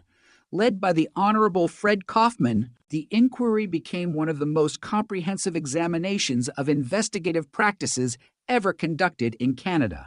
The hearings extended over many months. Witnesses included police officers, forensic experts, prosecutors, defense lawyers, judges, and specialists in criminal procedure. Thousands of documents were reviewed. Every significant decision made during the investigation and prosecution received detailed analysis. The objective was not merely to determine what had happened in one case, but to identify systemic weaknesses capable of producing similar injustices elsewhere. The findings proved deeply influential. The Kaufman inquiry concluded that wrongful convictions rarely result from one dramatic error. More often, they emerge through the accumulation of smaller mistakes, reinforced by confirmation bias, flawed assumptions, communication failures, and excessive confidence in evidence that later proves less reliable than originally believed. Confirmation bias received particular attention. Investigators had not intentionally ignored evidence. Rather, once suspicion focused strongly upon one individual, subsequent information was increasingly interpreted through that existing belief. Innocent explanations sometimes appeared suspicious because investigators already expected guilt. Leads inconsistent with prevailing theories risked receiving less attention. The inquiry emphasized that such cognitive bias can affect even experienced professionals acting in complete good faith. The lessons extended far beyond the Jessup investigation. Police services across Canada began reviewing investigative procedures. Greater emphasis was placed upon objective evidence, proper documentation of interviews, preservation of forensic material, disclosure obligations, and safeguards designed to reduce investigative tunnel vision. Training programs incorporated the findings into future homicide investigations, recognizing that preventing wrongful convictions protects not only innocent suspects, but also victims' families, because every mistaken prosecution allows the true offender to remain free.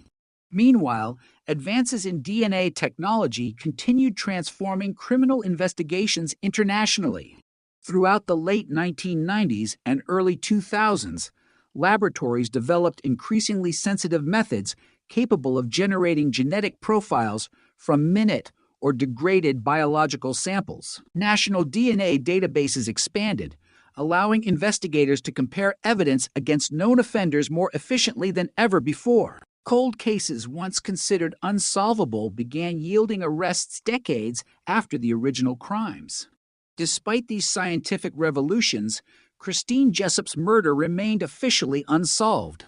The DNA profile recovered from the evidence excluded Moran, but it matched no one in Canada's criminal DNA database. Detectives had eliminated the wrong suspect, yet they still lacked the identity of the right one. Years continued passing. Investigators revisited witness statements collected in 1984. They reviewed thousands of pages of reports prepared during earlier phases of the inquiry. New detectives inherited aging files, studying photographs that had faded with time and reading interview transcripts recorded decades before. Technology improved continuously, but technology alone could not identify a killer whose DNA had never entered existing databases. The Jessup case gradually became one of Canada's most enduring cold cases. For Christine's family, every anniversary brought renewed sorrow. 30 years after her disappearance, they still possessed no definitive answer regarding the man responsible for taking their daughter. Communities across Ontario continued, remembering her through media retrospectives and documentaries examining both the murder and the wrongful conviction that followed. Yet inside forensic laboratories, another revolution was quietly beginning. Scientists around the world were exploring techniques that reached beyond traditional DNA database comparisons. Instead of waiting for an offender's genetic profile to appear in police records, researchers discovered that DNA itself could reveal family relationships. A distant relative who had voluntarily submitted genetic information for genealogical purposes might unknowingly provide the investigative pathway leading to an unidentified killer. The concept initially sounded almost impossible. A murderer could remain absent from every criminal database, leave no confession, never attract police attention again, and still become identifiable through the genetic connections shared with relatives who had committed no crime whatsoever. For aging cold cases, the implications were extraordinary. Evidence preserved decades earlier no longer depended upon the offender making another mistake. Instead, the DNA itself had become a map one capable of guiding investigators backward through generations of family history until, eventually, only one name remained. Christine Jessup's case had already rewritten Canadian legal history once through DNA exoneration.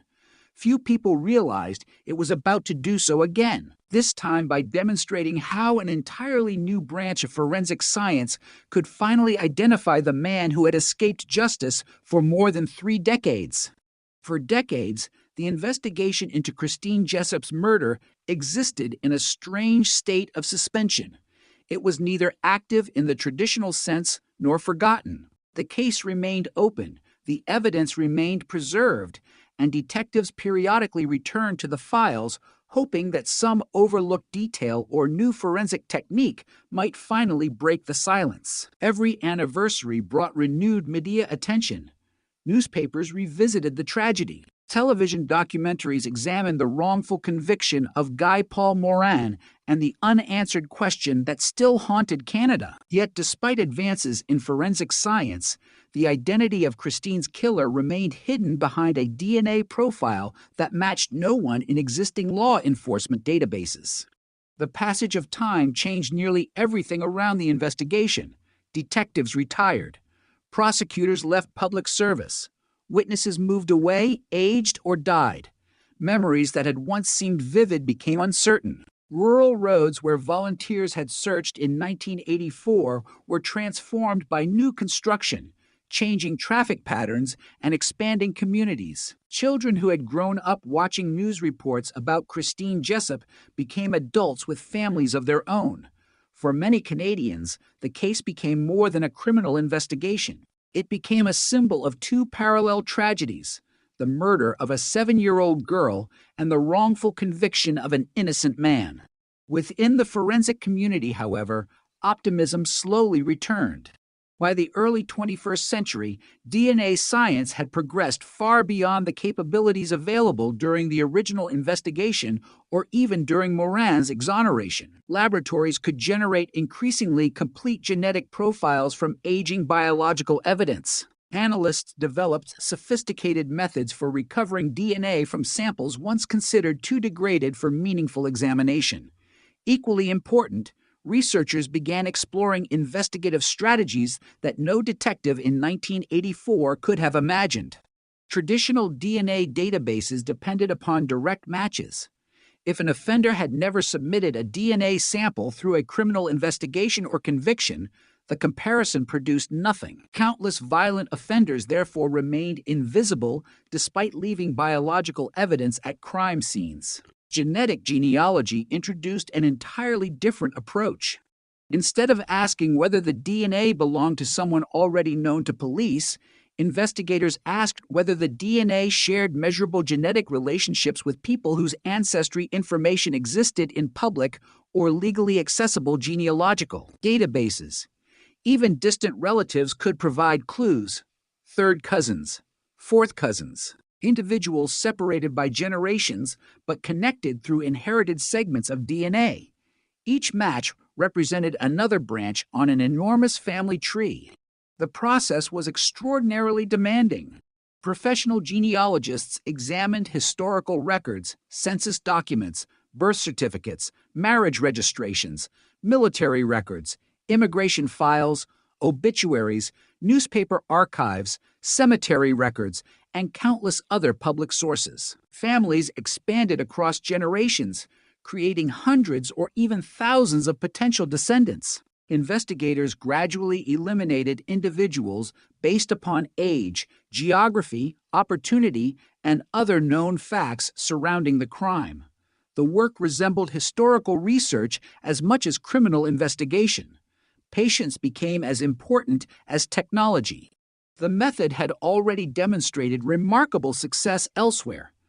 Cold cases that had remained unsolved for decades suddenly produced viable suspects after investigators reconstructed extensive family histories from partial DNA matches. Criminals who believed time had erased their crimes discovered that science had found another path toward the truth. Canadian investigators watched these developments carefully. Christine Jessup's murder presented exactly the type of case that might benefit from genetic genealogy. The preserved DNA profile was suitable for advanced analysis. The crime had remained unsolved despite exhaustive traditional investigation. Most importantly, biological evidence collected in 1984 still existed in sufficient condition for modern testing. The challenge, however, extended beyond science. Genetic genealogy raised significant legal and ethical questions. Investigators had to ensure that every step complied with Canadian law, respected privacy protections, and maintained the integrity of the investigation. Unlike conventional DNA comparisons involving criminal databases, Genealogical research required careful judicial oversight and close collaboration between forensic specialists, genealogists, and law enforcement agencies. As these methods matured, investigators quietly reopened aspects of the Jessup investigation. The renewed inquiry attracted little public attention. Detectives understood that premature publicity could compromise sensitive investigative work. Unlike earlier years, dominated by press conferences and widespread speculation, this phase proceeded largely behind closed doors. There were no dramatic announcements, no public declarations of imminent breakthroughs.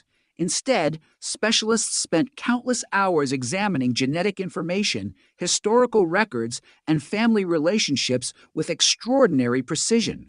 The DNA recovered from Christine's murder scene became the centerpiece of the investigation once again. Forensic scientists generated the most complete genetic profile possible using current technology. Genealogists then began tracing distant familial connections. The work required remarkable persistence. A single DNA match rarely identifies one individual directly. Instead, it points toward extended family networks that may include hundreds of descendants spread across multiple provinces, states, or even countries. Every branch required careful examination. Slowly, patterns emerged. Certain family lines appeared increasingly relevant based upon geography and timelines. Researchers reconstructed family trees extending backward through generations before working forward again toward individuals who had lived during the autumn of 1984. They examined where family members resided, their ages, employment histories, and known movements. One by one, potential candidates were eliminated. Unlike fictional detective stories, breakthroughs rarely arrive in dramatic moments. There was no sudden confession. No anonymous telephone call, no forgotten witness appearing at the last possible moment. Instead, progress resulted from thousands of small analytical decisions made over months of meticulous research. Every birth record verified another relationship.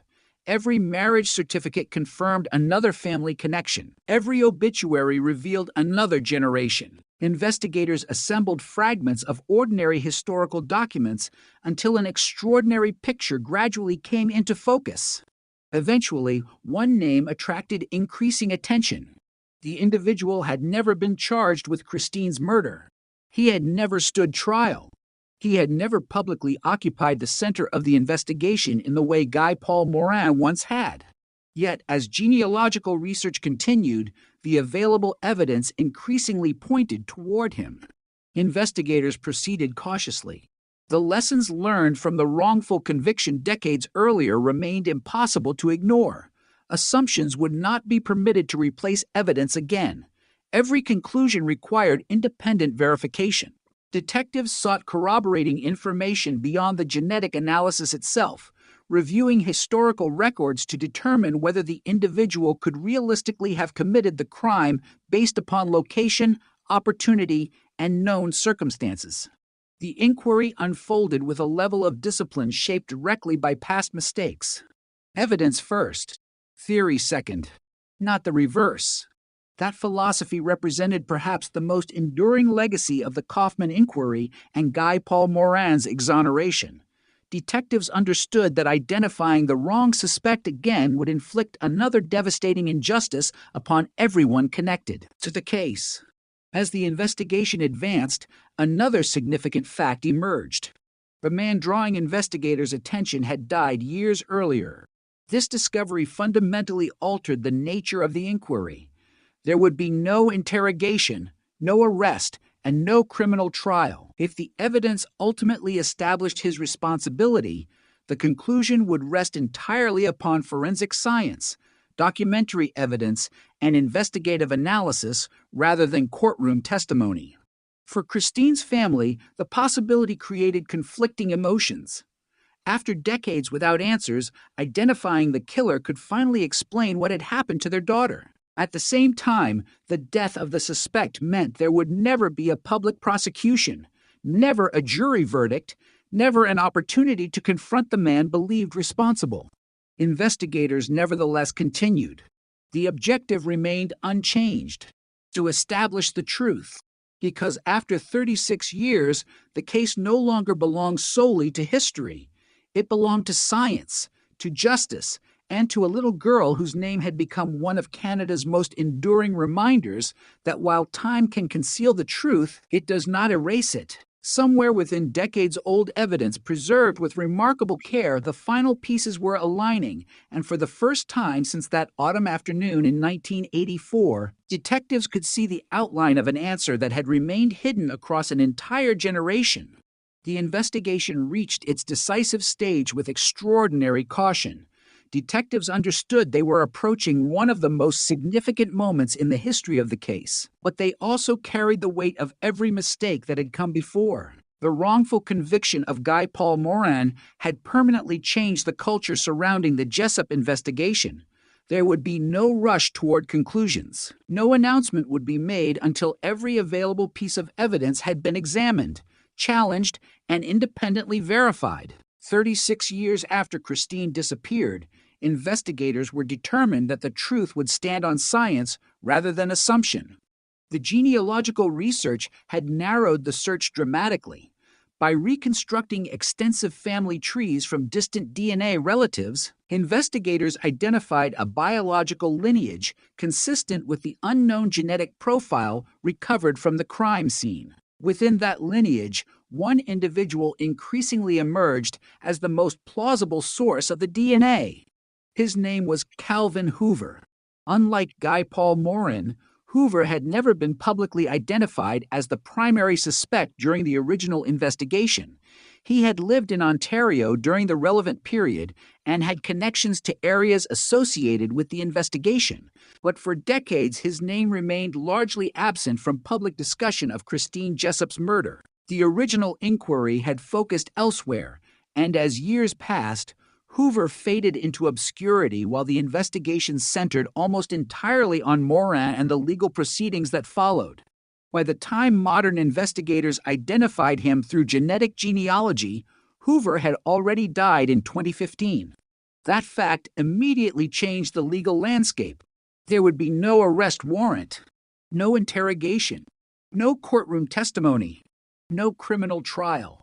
The investigation's purpose was no longer to prepare a prosecution, but to determine, as accurately as possible, whether the available evidence established responsibility beyond a reasonable investigative standard. Every conclusion, therefore, required meticulous corroboration. Investigators reviewed Hoover's known history in exceptional detail. They reconstructed where he had lived. They examined employment records.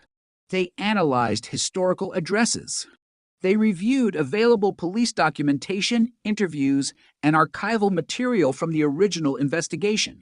They compared timelines to determine whether Hoover could have encountered Christine on October 3, Sill 1984. Unlike the early years of the investigation, detectives resisted allowing theory to dictate the evidence.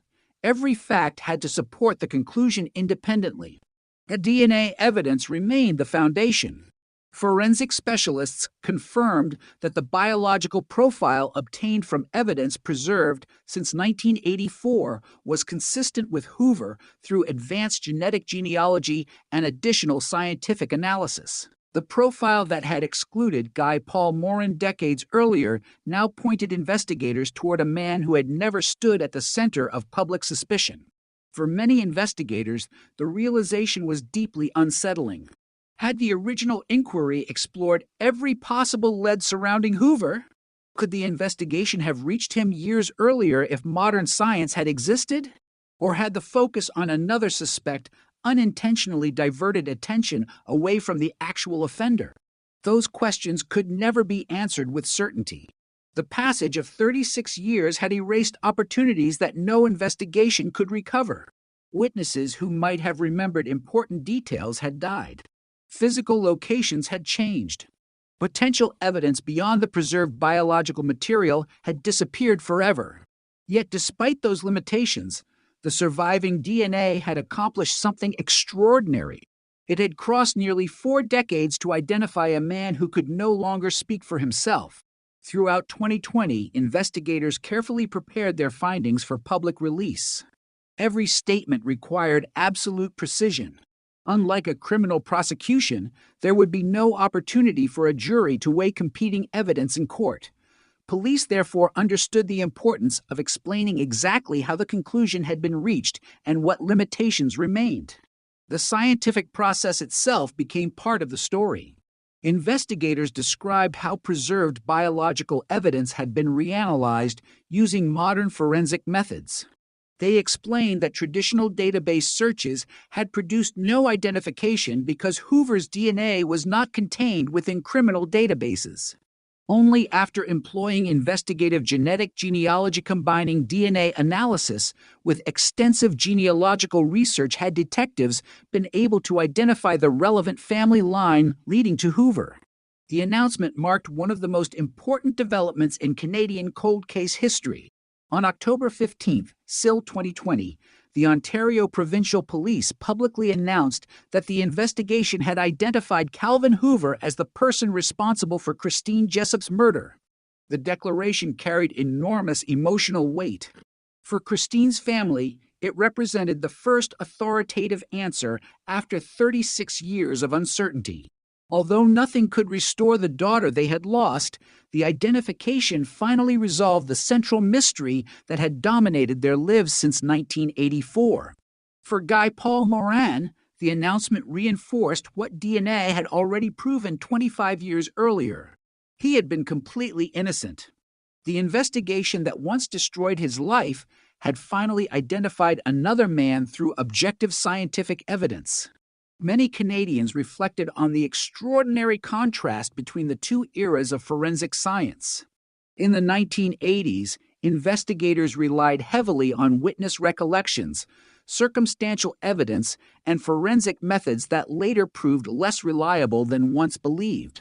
By 2020, advanced DNA analysis could accomplish what thousands of interviews, years of surveillance, multiple trials, and decades of investigative effort had failed to achieve. The same evidence collected in 1984 had ultimately solved the case not because the evidence changed, but because science did. Police also emphasized an important limitation. Because Hoover had died years earlier, the criminal justice process could proceed no further. There would be no formal finding of guilt by a court. No opportunity for defense counsel to challenge the evidence through cross-examination. No verdict returned by a jury. Investigators acknowledged this reality openly while expressing confidence in the strength of the forensic conclusions supporting Hoover's identification. The announcement sparked widespread discussion throughout Canada. News organizations revisited every stage of the investigation. Documentaries examined the remarkable role of genetic genealogy. Legal experts reflected on the lessons of the wrongful conviction. Forensic scientists highlighted the importance of preserving biological evidence indefinitely. Cold case investigators across North America studied the Jessup investigation as a powerful demonstration of how modern DNA technology could solve crimes once considered permanently beyond resolution. For younger investigators entering homicide units, the case became essential reading. Not because it demonstrated flawless police work. Quite the opposite. It illustrated both the dangers of investigative tunnel vision and the extraordinary value of scientific humility. Evidence must remain stronger than assumptions. Every alternative theory deserves genuine consideration. Physical evidence should be preserved whenever possible, because future technology may answer questions impossible to resolve today. Perhaps most importantly, investigators learned that solving a crime and convicting the correct person are not always the same achievement. The Jessup case proved that determination alone cannot guarantee justice. Only evidence can. As the headlines spread across Canada, many people believed the story had finally reached its conclusion. The little girl who never came home had at last been given an answer. The innocent man wrongly imprisoned had long since been exonerated. The scientific mystery had been resolved. Yet beneath those historic announcements remained deeper questions that could never be fully answered. Why had Christine become the victim? Did Hoover deliberately target her, or was the encounter one of tragic opportunity? What exactly happened during the hours between her disappearance and the moment her life was taken? Those answers had almost certainly died with the man investigators identified in 2020, leaving the case simultaneously solved and forever incomplete, a reminder that even when science finally uncovers the name behind a crime, some mysteries remain beyond the reach of any investigation. The announcement by the Ontario Provincial Police brought a sense of resolution that had been absent for more than 3.5 decades, but it did not erase the painful complexity of the case. Instead, it forced Canadians to confront two truths at the same time. The first was that Christine Jessup's killer had finally been identified through modern forensic science. The second was that an innocent man had spent years under suspicion, endured to criminal trials, served time in prison, and watched his life unravel because the original investigation had gone terribly wrong. These realities could not be separated. They were permanently intertwined, forming one of the most consequential criminal investigations in Canadian history. For Christine's family, the identification of Calvin Hoover ended the uncertainty surrounding the central question that had haunted them since October 1984. For 36 years, every possibility had remained open. Every anniversary had revived hope that the next breakthrough might finally reveal who had taken their daughter. That uncertainty had become part of daily life.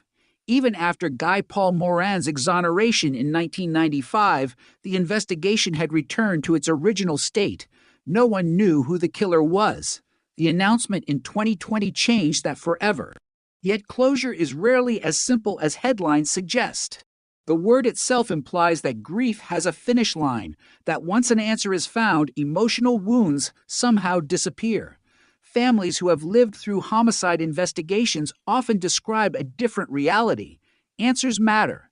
Truth matters. Justice matters. But none of those things restore birthdays that never happened, family photographs that were never taken, or futures that were stolen before they had the chance to exist. Christine would always remain 7 years old. No scientific breakthrough could change that. No investigative success could rewrite the autumn afternoon when she vanished. The identification of her killer explained who was responsible. It could never explain why such a crime occurred in the first place. For Guy Paul Morin, the announcement carried another kind of significance. Although he had been officially exonerated decades earlier, public memory often moves more slowly than legal decisions. Many people still associated his name with the murder because the accusation itself had received overwhelming media attention. His acquittal and later exoneration, while equally important, never generated the same lasting public impression. The identification of another man through DNA provided the strongest possible confirmation that Morin had told the truth from the very beginning. He had not merely benefited from a legal technicality. He had not escaped conviction because of procedural errors. The biological evidence excluded him and pointed elsewhere. His innocence rested upon objective forensic science rather than courtroom strategy. That distinction became enormously important in the historical understanding of the case. Legal scholars frequently cite the Jessup investigation when discussing the difference between acquittal and factual innocence. An acquittal simply means the prosecution has failed to prove guilt beyond a reasonable doubt. Exoneration through definitive DNA evidence goes further. It establishes that the convicted individual was not the source of the biological evidence connected to the crime. The impact extended far beyond one wrongful conviction. Police agencies throughout Canada reviewed investigative practices with renewed urgency. Training programs increasingly emphasized cognitive bias. Investigators learned to recognize the danger of forming early conclusions before sufficient evidence existed. Supervisors encouraged the active testing of competing theories rather than allowing one narrative to dominate an investigation unchecked. The objective was not to eliminate human judgment, that would be impossible, but to ensure that judgment remained firmly anchored to verifiable evidence. The Jessup investigation also transformed attitudes toward forensic preservation. Evidence once considered routine became invaluable decades later. Every biological sample, every carefully documented chain of custody, every properly stored exhibit acquired new importance. Future detectives understood that scientific capabilities would continue advancing long after their own investigations concluded. What appeared impossible today might become routine 20 years later. That lesson has influenced countless homicide investigations across Canada and beyond. Cold case units adopted increasingly meticulous evidence retention policies because of cases exactly like Christine Jessup's. A degraded biological sample stored in an evidence locker might one day identify a killer. A fingerprint overlooked by older technology might become identifiable through improved imaging techniques. A tiny fragment of DNA invisible to previous generations of scientists could ultimately solve a crime thought lost forever. The Jessup investigation became one of the clearest demonstrations of why patience can be as important as persistence. Time had not destroyed the truth. Time had simply waited for science to catch up. The case also accelerated public awareness of investigative genetic genealogy. Before the late 2010s, relatively few people outside forensic science had heard the term. Following several internationally significant cold case identifications, including Christine Jessup's, the method became widely recognized as one of the most important developments in modern criminal investigation. Its effectiveness rests upon a simple but powerful principle. Every person inherits DNA from previous generations. Those inherited patterns create measurable relationships extending across entire family trees. Even when an offender never submits DNA to police, distant relatives may unknowingly provide investigators with enough genetic information to reconstruct the biological pathway leading toward identification. The process requires extraordinary expertise. It is not a computer automatically producing a suspect's name. Genealogists may spend months examining historical records, census documents, birth registrations, marriage certificates, obituaries, immigration files, military records, newspaper archives, cemetery records, and countless additional sources before narrowing hundreds of potential descendants to one individual consistent with the available evidence. The scientific sophistication is remarkable. The patience required is equally extraordinary. Cases like Christine Jessup's demonstrated that success often depends not upon dramatic investigative breakthroughs, but upon thousands of careful analytical decisions accumulated over many months. Another enduring lesson involved transparency. Following the wrongful conviction of Guy Paul Morin, Canadian investigators recognized the importance of openly acknowledging investigative errors. Public confidence depends not upon pretending mistakes never occur, but upon demonstrating the willingness to identify, understand, and correct them. The Kaufman Inquiry became a model for examining systemic failures honestly rather than defensively. Its recommendations influenced police services, prosecutors, forensic laboratories, and judicial institutions throughout the country. Many reforms adopted after the inquiry continue shaping homicide investigations today. Confirmation bias receives greater attention during investigative training. Disclosure obligations have become more rigorous. Forensic evidence undergoes stricter scientific evaluation.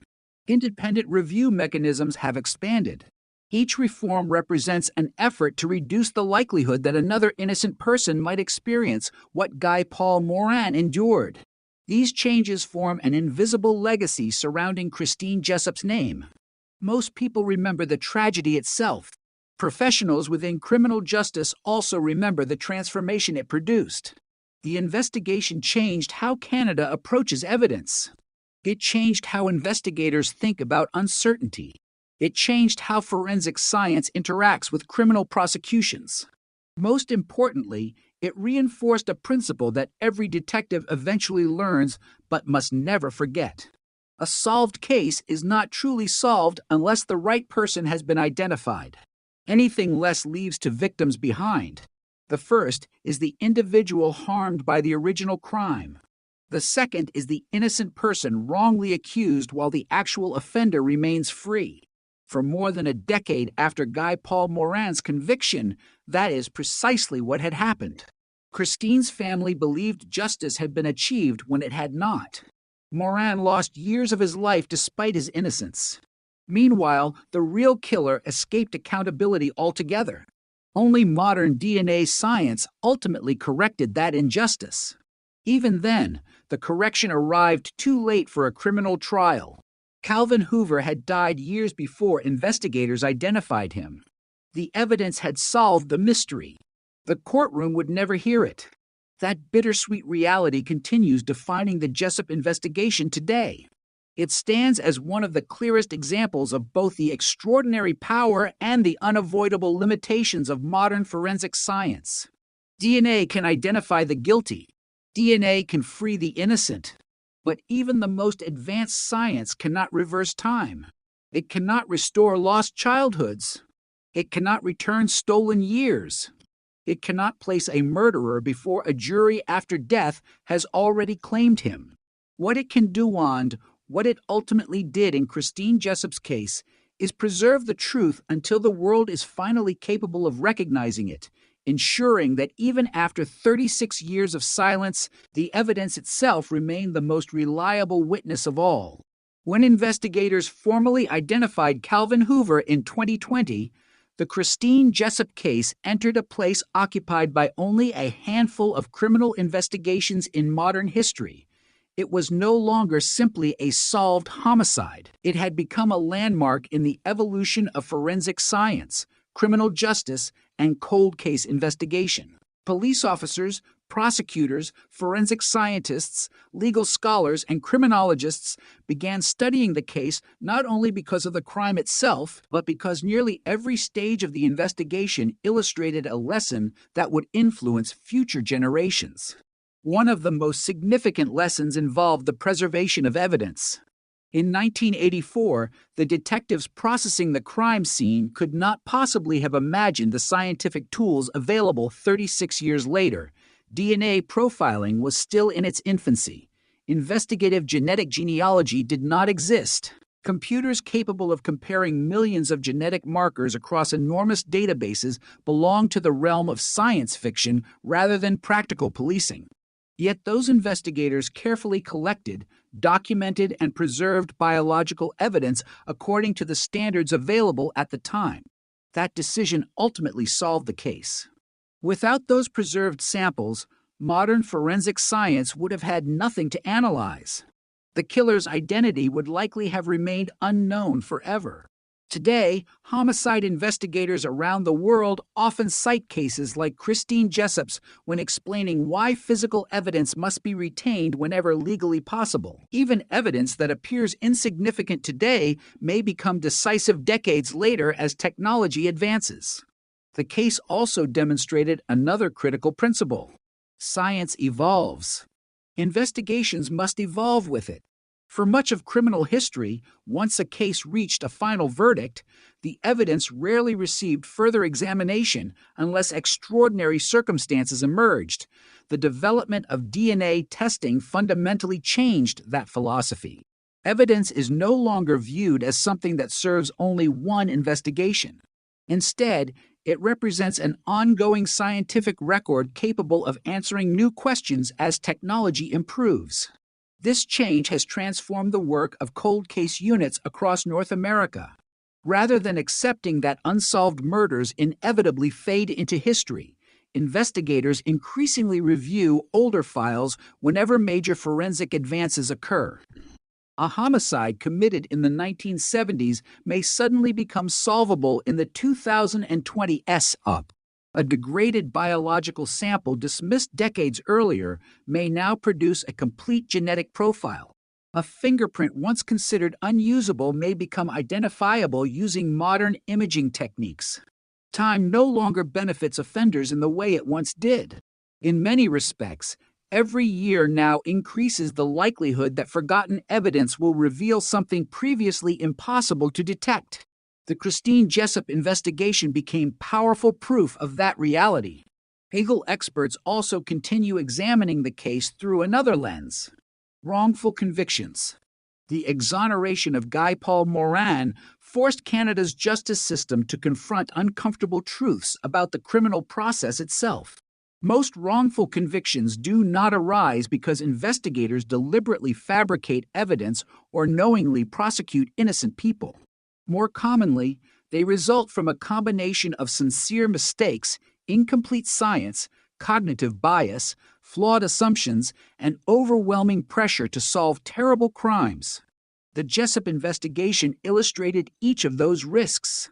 No single mistake explained the wrongful conviction. Instead, multiple decisions accumulated over time. Witness statements received greater confidence than they deserved. Certain forensic techniques appeared stronger than later scientific evaluation supported. Investigative focus narrowed progressively toward one suspect. Alternative explanations gradually lost attention. Each decision seemed reasonable in isolation. Together, they produced a profoundly inaccurate conclusion. This understanding has changed how investigators receive training today. Modern homicide investigators are encouraged not only to develop theories, but also to challenge them continuously. Supervisors often ask detectives an important question during major investigations. What evidence would prove our current theory wrong? The question appears simple. Its purpose is profound. Investigators naturally search for information supporting their conclusions. Professional discipline requires equal effort searching for information that contradicts those conclusions. The Jessup investigation demonstrated why that balance is essential. Had stronger emphasis been placed upon testing competing hypotheses during the original inquiry, history might have unfolded very differently. Another important legacy concerns forensic testimony. Throughout the 1980s and early 1990s, certain forensic disciplines were often presented in court with greater certainty than later scientific research justified. Hair comparison, bite mark analysis, and several other methods played significant roles in criminal prosecutions internationally. Subsequent scientific reviews found that some techniques possessed important limitations and could not reliably identify individuals with the certainty once claimed. DNA profiling fundamentally altered courtroom expectations. Today, forensic experts generally describe both the strengths and limitations of scientific findings with much greater precision. That cultural shift owes much to cases where earlier forensic confidence proved misplaced. Christine Jessup's investigation became one of those influential examples. The role of investigative genetic genealogy also continues generating important discussion. Its remarkable effectiveness has solved numerous cold cases, but it has also prompted careful debate regarding privacy, consent, and ethical oversight. Most individuals who submit DNA for genealogical purposes are researching family history rather than assisting criminal investigations. Consequently, governments, courts, and forensic organizations continue developing legal frameworks governing when and how such information may be used responsibly. The Jessup investigation demonstrated the extraordinary public benefit of these techniques while also highlighting the importance of transparent legal safeguards. Science advances most effectively when accompanied by public trust. Investigators involved in the 2020 announcement emphasized this principle repeatedly. They explained the investigative process in considerable detail, helping Canadians understand how the identification had been reached. Transparency strengthened confidence not only in the conclusion itself, but also in the investigative methods employed. For Christine Jessup's family, however, public policy debates remained secondary. Their daughter had been gone since 1984. No legal reform. No scientific breakthrough. No institutional lesson. None of those achievements replaced what had been lost. They did, however, ensure that Christine's death would influence future investigations in ways that might protect other families from similar tragedies. Her name became associated not only with a heartbreaking crime, but also with meaningful improvements in investigative practice. That legacy carries profound significance. Many homicide victims are remembered primarily through the circumstances of their deaths. Christine Jessup is also remembered through the changes her case inspired. Police academies discuss the investigation. Law schools analyze the wrongful conviction. Forensic science programs examine the DNA evidence. Cold case investigators study the genealogical breakthrough. Future detectives learn from mistakes made before they entered the profession. In that sense, Christine's case continues saving investigations from repeating history. Perhaps the most remarkable aspect of the entire investigation is how the smallest pieces of evidence ultimately became the strongest. Public attention often focuses on dramatic courtroom testimony, emotional interviews, or sensational headlines. The Jessup investigation reached its conclusion because of microscopic biological material collected carefully by investigators who never imagined how valuable it would become. Tiny fragments invisible to the human eye outlasted fading memories, changing theories, retired detectives, newspaper headlines, courtroom verdicts, and even the death of the man ultimately identified as the killer. Those silent traces waited patiently for science to become capable of understanding what they had preserved all along. There is something deeply symbolic in that reality. Human memory weakens. Documents disappear. Witnesses forget. Communities change. Entire generations grow older. Yet carefully preserved evidence remains unchanged, carrying within it a factual record untouched by emotion, publicity, or speculation. That enduring reliability explains why forensic science has become the cornerstone of modern homicide investigation. Not because it replaces detectives, not because it eliminates uncertainty, but because, when applied carefully and objectively, it allows evidence to speak with a clarity that human recollection sometimes cannot. The Christine Jessup investigation ultimately became a conversation between two different eras. One relied primarily upon traditional investigative methods available in 1984. The other relied upon scientific capabilities unimaginable at the time of the crime. Between those eras lay 36 years of unanswered questions, institutional reflection, technological innovation, and relentless determination. When those two worlds finally met, the truth that had remained hidden for more than 3 decades emerged not through chance or confession, but through the quiet persistence of evidence that had never stopped waiting to be understood. 36 years is longer than many criminal careers.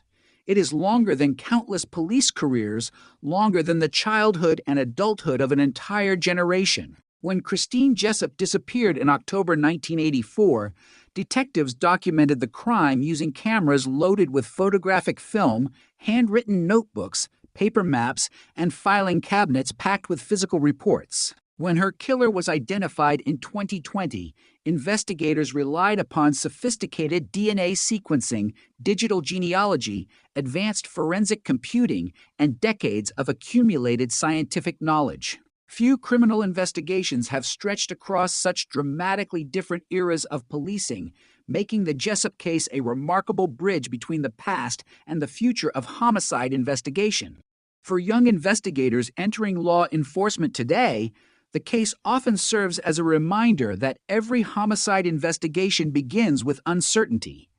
At the crime scene, detectives rarely know which observations will eventually matter. A seemingly insignificant fiber may become decisive decades later. A biological sample overlooked by contemporary science may transform into the strongest evidence available once technology advances. Every decision made during the earliest hours of an investigation therefore carries consequences extending far beyond the immediate search for a suspect.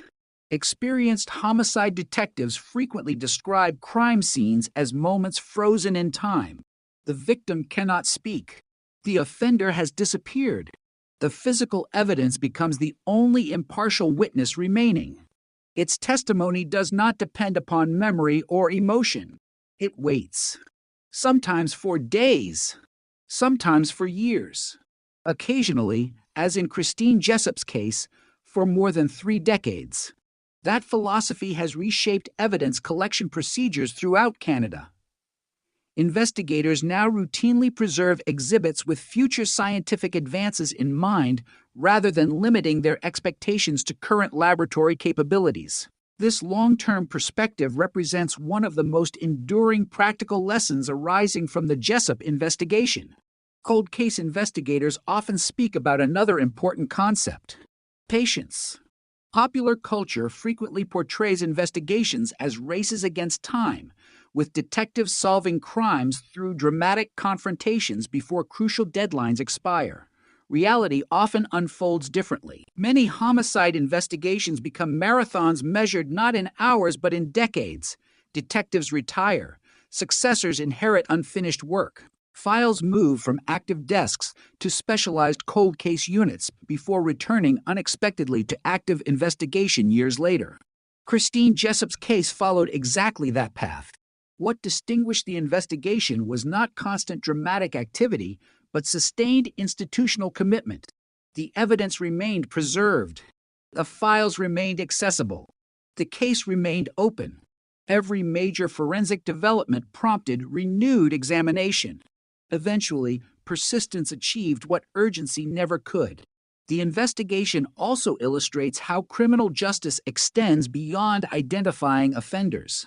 Finding the truth required correcting an earlier injustice before solving the original crime.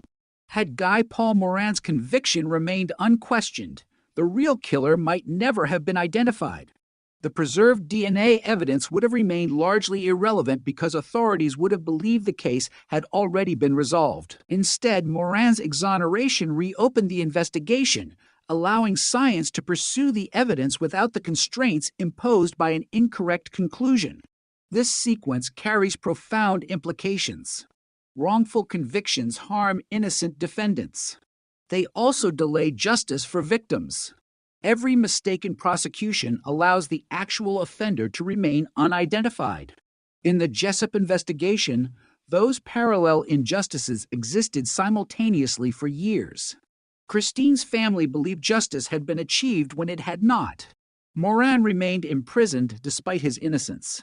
The true offender continued living freely. Only objective forensic evidence eventually corrected all three realities. The case therefore occupies a unique position within Canadian legal history. It represents both one of the country's most significant wrongful convictions and one of its most important cold case identifications. Those two achievements cannot be separated because each made the other possible. Legal education continues emphasizing this relationship. Students examining the Kaufman inquiry frequently discover that its recommendations extend well beyond homicide investigations. Many reforms influence broader criminal procedure, disclosure obligations, forensic laboratory practices, prosecutorial responsibilities, and judicial education. One recurring lesson involves intellectual humility. Investigators naturally develop theories. Prosecutors naturally construct arguments. Defense attorneys naturally challenge those arguments. Judges naturally evaluate competing interpretations. Every participant in the justice system performs an essential role. The Jessup investigation demonstrated that all participants must remain willing to reconsider earlier conclusions when reliable new evidence emerges. Science demands no less. Another enduring contribution involves public confidence. Wrongful convictions understandably undermine trust in criminal justice institutions. The response to such errors often determines whether confidence can be rebuilt. Canada's willingness to conduct the Kaufman inquiry publicly, acknowledge investigative failures, compensate Guy Paul Moran, and continue pursuing Christine Jessup's actual killer demonstrated a commitment to institutional accountability rather than institutional denial. That transparency became an important part of the investigation's legacy. Public trust does not require perfection. It requires honesty. The forensic community also regards the case as an example of responsible scientific evolution. Earlier investigators did not intentionally misuse DNA technology. The technology simply did not exist. Similarly, many forensic methods employed during the original investigation reflected accepted professional standards of the era. As scientific understanding advanced, those methods received more rigorous evaluation. Some retained significant value. Others revealed important limitations. The willingness to revise scientific conclusions in light of better evidence represents one of science's greatest strengths rather than one of its weaknesses. Christine Jessup's investigation illustrates that principle with unusual clarity. It is also worth remembering that many individuals devoted enormous portions of their professional lives to this case. Detectives who first responded in 1984 could never have imagined that future generations of investigators would still be examining the same evidence decades later. Some officers retired before the investigation reached its conclusion. Others passed away without knowing the final answer. New detectives inherited responsibilities from predecessors they had never met, continuing work begun before they entered law enforcement.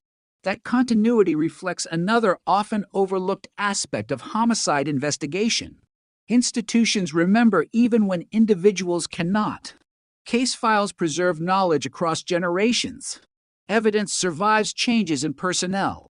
Justice, although delayed, remains possible because investigations extend beyond individual careers. For Christine Jessup's family, however, professional continuity carried deeply personal meaning. Every new detective represented renewed hope. Every scientific advance suggested another opportunity.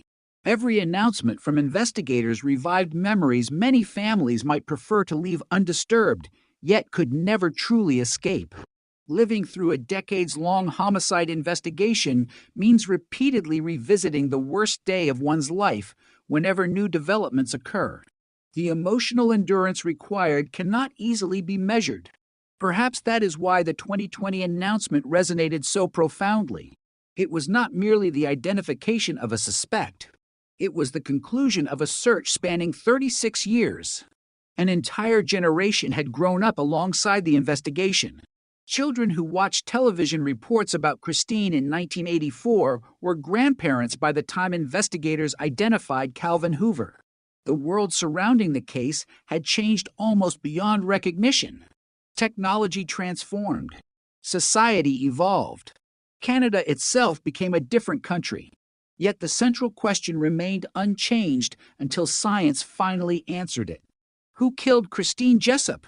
The answer arrived not with dramatic confrontation or cinematic confession, but through carefully preserved evidence, relentless scientific progress, and investigators willing to let objective facts lead them wherever those facts pointed. That ending may lack the theatrical intensity often portrayed in fictional crime stories. Its significance is far greater, because unlike fiction, the Jessup investigation reminds us that truth is rarely discovered in a single brilliant moment. More often, it emerges slowly, patiently, and sometimes decades later, carried forward by evidence that never forgets even when nearly everyone else has been forced to live with uncertainty. Long after the headlines faded and the press conferences ended, the Christine Jessup investigation continued to influence conversations far beyond Canada. Police academies, forensic laboratories, universities, and judicial training programs examined the case as a powerful reminder that the pursuit of justice is never static. Criminal investigations evolve because science evolves. Courtrooms evolve because evidence evolves. Even the way investigators think about certainty evolves. Cases once believed impossible to solve are reopened. Convictions once believed unquestionable are re-examined. The Jessup investigation became one of the clearest demonstrations that justice is not a destination reached once and forever. It is a process that must remain willing to confront new evidence, no matter how much time has passed. Cold case investigators often describe unsolved homicides as conversations interrupted rather than stories finished. The victim can no longer speak. The witnesses gradually disappear. Memories fade, and physical landscapes change. Yet somewhere inside an evidence locker, sealed and carefully documented, pieces of that conversation remain preserved. A biological sample, a fingerprint, a strand of hair, a fiber caught within clothing. These silent fragments wait for technology capable of asking better questions than investigators could ask decades earlier. Christine Jessup's case embodied that principle perfectly. When detectives collected evidence in 1984, they preserved facts they could not yet fully understand. Those facts remained unchanged. Only humanity's ability to interpret them improved. That distinction has fundamentally reshaped homicide investigations throughout much of the world. Today, experienced investigators routinely remind younger detectives that evidence collected with care may one day solve crimes they themselves will never witness resolved. Some cases remain open for 50 years, others for 60. Increasingly, those numbers no longer represent impossibility. They represent opportunity. The emergence of investigative genetic genealogy accelerated that transformation. Unlike traditional forensic methods, genetic genealogy reaches beyond known offenders. It recognizes that every individual belongs to an extended biological network stretching backward through generations. Even when an offender never encounters law enforcement, family relationships preserved within DNA may eventually provide investigators with a path toward identification. The technique has revolutionized numerous cold case investigations, but its success depends upon far more than technology alone. It requires meticulous documentation, proper evidence preservation, strict laboratory procedures, careful genealogical research, responsible legal oversight, patient investigative work. The Jessup investigation demonstrated how each of those elements must function together. DNA did not magically reveal Calvin Hoover's identity. Investigators and genealogists spent countless hours reconstructing family histories, verifying relationships, eliminating alternative possibilities, and ensuring that every conclusion rested upon reliable evidence rather than assumption. The scientific achievement attracted headlines. The painstaking investigative discipline made that achievement possible. The case also became a lasting reminder that time itself can alter the meaning of evidence. In 1984, the preserved biological material represented an important but limited source of forensic information. By the mid-1990s, the same evidence possessed enough scientific power to exonerate Guy Paul Moran. By 2020, advances in genetic genealogy allowed investigators to identify Calvin Hoover. The evidence never changed. Science did. That remarkable progression illustrates why forensic laboratories increasingly preserve exhibits for decades rather than years. Investigators cannot predict which future technological breakthroughs may transform seemingly ordinary evidence into decisive proof. Legal professionals continue examining another important aspect of the Jessup investigation: the relationship between certainty and humility. Criminal justice requires confidence when evidence is strong. It also requires humility when evidence is incomplete. The original investigation demonstrated the dangers of allowing confidence to outpace available proof. The later DNA analysis demonstrated the importance of remaining open to correction when new scientific information emerges. These principles now influence investigative training throughout Canada. Detectives are encouraged to document alternative theories. Supervisors routinely challenge investigative assumptions.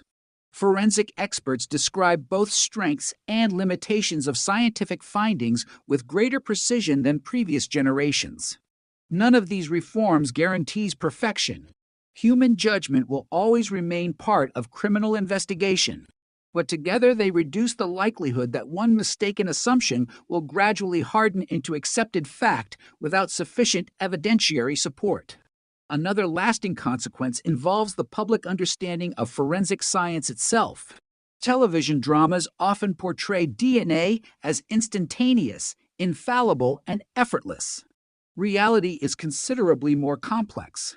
Successful forensic investigation depends upon evidence collected correctly at the crime scene, preserved without contamination, analyzed using validated scientific methods, interpreted cautiously, and presented honestly. The Jessup investigation illustrated every stage of that process. Its success emerged not from dramatic laboratory moments, but from decades of careful professional work performed by countless individuals across multiple disciplines. Police officers protected evidence. Forensic scientists preserved and analyzed it. Genealogists reconstructed family histories. Prosecutors and legal advisors evaluated investigative findings. Cold case detectives coordinated years of review. Justice resulted from collaboration rather than individual brilliance. Perhaps that is one reason the case continues resonating so deeply among criminal investigators. It reminds them that solving a homicide rarely depends upon one extraordinary detective. More often, it reflects the combined efforts of many professionals working across generations. The detective who first sealed an evidence envelope in 1984 likely never imagined that another investigator would open it 36 years later using technologies not yet invented. Yet that continuity became the investigation's greatest strength. Knowledge passed from one generation of investigators to the next. The evidence remained constant. The methods improved. The search continued. For Christine Jessup's family, however, these institutional lessons existed alongside deeply personal memories. Every anniversary remained October 3rd. Every family gathering included an empty place.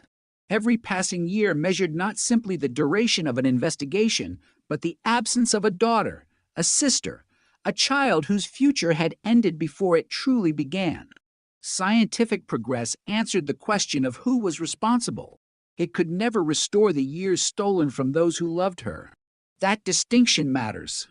Cold cases are often discussed through statistics, investigative techniques, and legal developments.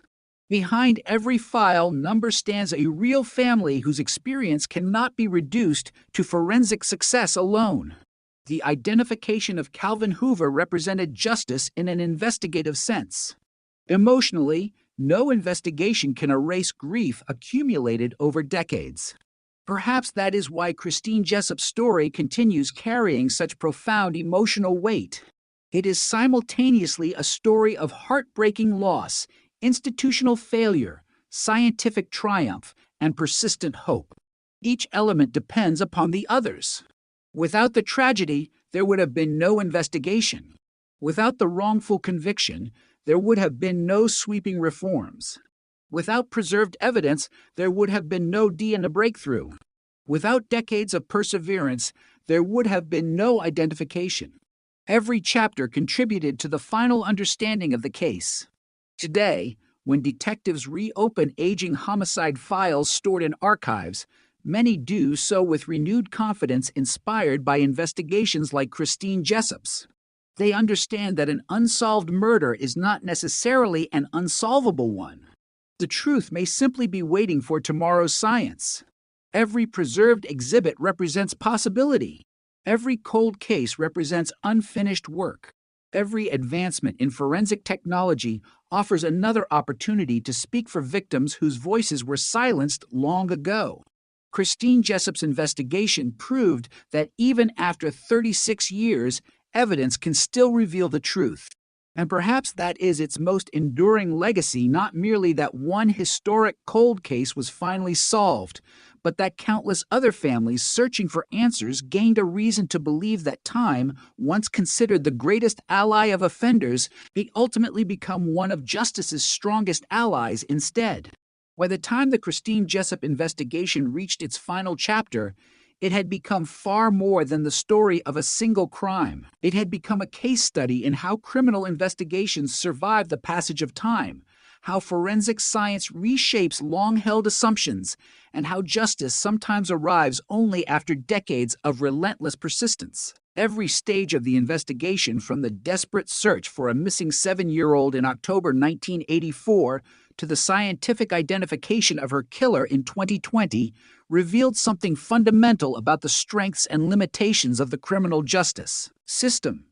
It demonstrated that investigators can work tirelessly and still reach the wrong conclusion. It showed that science can correct mistakes once considered irreversible. Above all, it proved that truth is not determined by public opinion, courtroom drama, or media attention, but by evidence capable of withstanding the test of time. For cold case investigators around the world, Christine Jessup's murder remains one of the clearest examples of why no homicide file should ever be considered permanently closed simply because years have passed. Modern homicide units increasingly maintain specialized teams dedicated to reviewing investigations that once appeared hopeless. These units revisit evidence using technologies unavailable during the original inquiries, examine witness statements through fresh investigative perspectives, and compare old forensic material against continuously expanding scientific databases. Their work is founded upon a simple but powerful belief: today's unanswered question may become tomorrow's solved case. The Jessup investigation strengthened that philosophy in remarkable ways. Detectives reviewing the evidence decades later were not searching for miracles. They were searching for opportunities, scientific opportunities, investigative opportunities, analytical opportunities. Every advancement in forensic biology, DNA sequencing, digital record management, and genealogical research created another possibility that the preserved evidence might reveal something previously invisible. That patient approach has transformed cold case investigation from an exercise in historical review into one of modern forensic science's most dynamic disciplines. The case also highlighted the importance of institutional memory. Individual detectives retire. Prosecutors leave office. Judges complete their service. Laboratory personnel change. Yet homicide investigations continue because institutions preserve knowledge beyond the careers of individual professionals. Evidence inventories remain intact. Case files remain accessible. Laboratory reports remain archived. Investigative notes remain available for future review. The Christine Jessup investigation depended upon this continuity. Without meticulous record-keeping spanning multiple decades, modern investigators could not have reconstructed earlier decisions, verified evidence histories, or confidently interpret newly obtained forensic results. That continuity serves another important purpose. It allows later generations to evaluate earlier investigations honestly rather than emotionally. History should not judge detectives working in 1984 by scientific tools developed decades later. These investigators used the best techniques available at the time. At the same time, history must acknowledge when those techniques proved insufficient or when investigative assumptions contributed to incorrect conclusions. The Jessup investigation encourages precisely that balanced perspective. Respect for effort, honesty about error, commitment to improvement. Those principles continue shaping police training throughout Canada. Young investigators studying the case quickly discover that successful homicide investigation depends upon far more than determination. Critical thinking becomes essential. Confirmation bias must be recognized before it influences investigative judgment. Alternative theories deserve meaningful consideration. Witness reliability requires careful evaluation. Forensic evidence must be interpreted according to validated scientific standards rather than investigative expectations. Every one of these lessons appears within the history of the Jessup investigation. Another lasting influence involves interdisciplinary cooperation. Modern homicide investigations increasingly rely upon professionals from multiple specialized fields working together. Crime scene investigators document evidence. Forensic biologists analyze DNA. Genealogists reconstruct family histories. Digital analysts examine electronic records. Behavioral specialists provide investigative insight. Prosecutors advise on legal considerations. No single discipline alone could have solved Christine Jessup's murder. The investigation succeeded because specialists combined their expertise while allowing objective evidence to guide each stage of the inquiry. This collaborative model has become increasingly common throughout complex cold case investigations. The case further demonstrated that forensic science is not static knowledge but an evolving process. Scientific conclusions remain subject to refinement as new research emerges. Methods accepted during one decade may later receive modification or replacement. This willingness to improve distinguishes science from belief. The Jessup investigation illustrates that principle with unusual clarity. Hair comparison once occupied a prominent place in forensic investigation. DNA profiling later provided significantly greater discriminatory power. Investigative genetic genealogy expanded possibilities even further. Each advancement built upon earlier work while correcting previous limitations. Rather than undermining confidence in forensic science, this progression strengthens it because scientific credibility depends upon continuous testing, verification, and improvement. Public understanding of these developments has also evolved. Cases like Christine Jessup's helped ordinary citizens appreciate why evidence preservation matters so profoundly. An aging biological sample stored carefully for decades may someday identify a killer. A fingerprint dismissed by older technology may become identifiable using improved analytical methods. A homicide once considered permanently unsolved may suddenly produce answers after generations of uncertainty. This awareness has increased public support for maintaining cold case units and preserving forensic evidence long after trials conclude. Families of homicide victims frequently cite investigations like Christine Jessup's as reasons to continue believing that answers remain possible despite the passage of time. Perhaps one of the most remarkable aspects of the case is its demonstration that truth possesses extraordinary resilience. Human beings make mistakes. Witnesses misremember events. Investigators develop incorrect theories. Jurors sometimes reach flawed conclusions. Entire institutions can travel down the wrong path despite sincere intentions. Yet physical evidence, when properly preserved, retains an extraordinary capacity to correct those mistakes. The DNA recovered in 1984 never changed. It waited. For decades. Silent. Patient. Unaffected by headlines. Unaffected by courtroom verdicts. Unaffected by public opinion. Eventually, science became capable of hearing what that evidence had been saying all along. That reality offers hope far beyond one investigation. Across evidence rooms throughout the world, countless unsolved homicide cases contain preserved exhibits awaiting future scientific breakthroughs. Some involve crimes committed before DNA analysis existed. Others involve biological material too degraded for older laboratory techniques. Still others await investigative methods not yet invented. Christine Jessup's case reminds investigators that today's limitations need not become tomorrow's permanent failures. Time once protected offenders because memories faded and witnesses disappeared. Modern forensic science has fundamentally altered that equation. In many respects, time now favors evidence. Every improvement in technology increases the likelihood that preserved forensic material will reveal information unavailable to previous generations. The little girl who disappeared on an ordinary autumn afternoon in rural Ontario could never have imagined the scientific revolution her case would help inspire.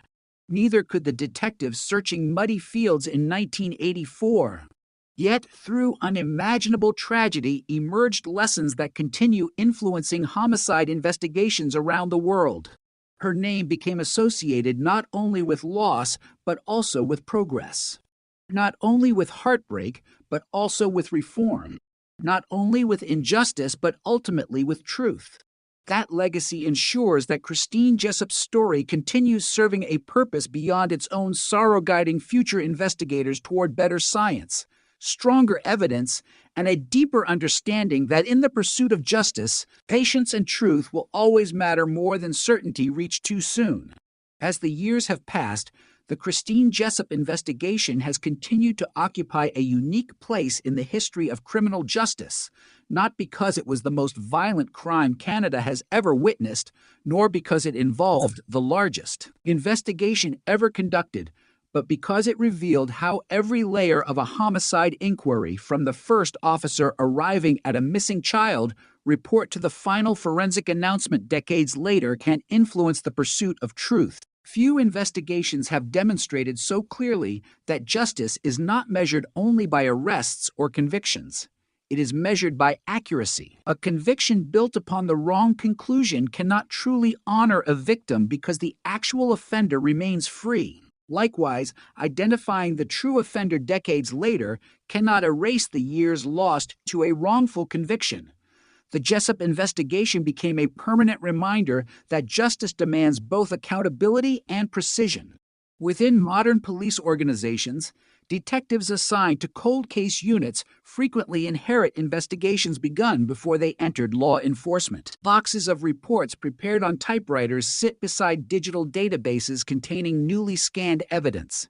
Hand-drawn maps are compared with satellite imagery. Black and white crime scene photographs are examined using software capable of enhancing details invisible to investigators decades earlier. The Christine Jessup investigation reflected exactly this evolution. What began in a rural Ontario community using investigative techniques available in 1984 ultimately concluded through scientific capabilities that would have seemed unimaginable to those original investigators. This continuity between generations has become one of the defining characteristics of homicide investigation. A detective may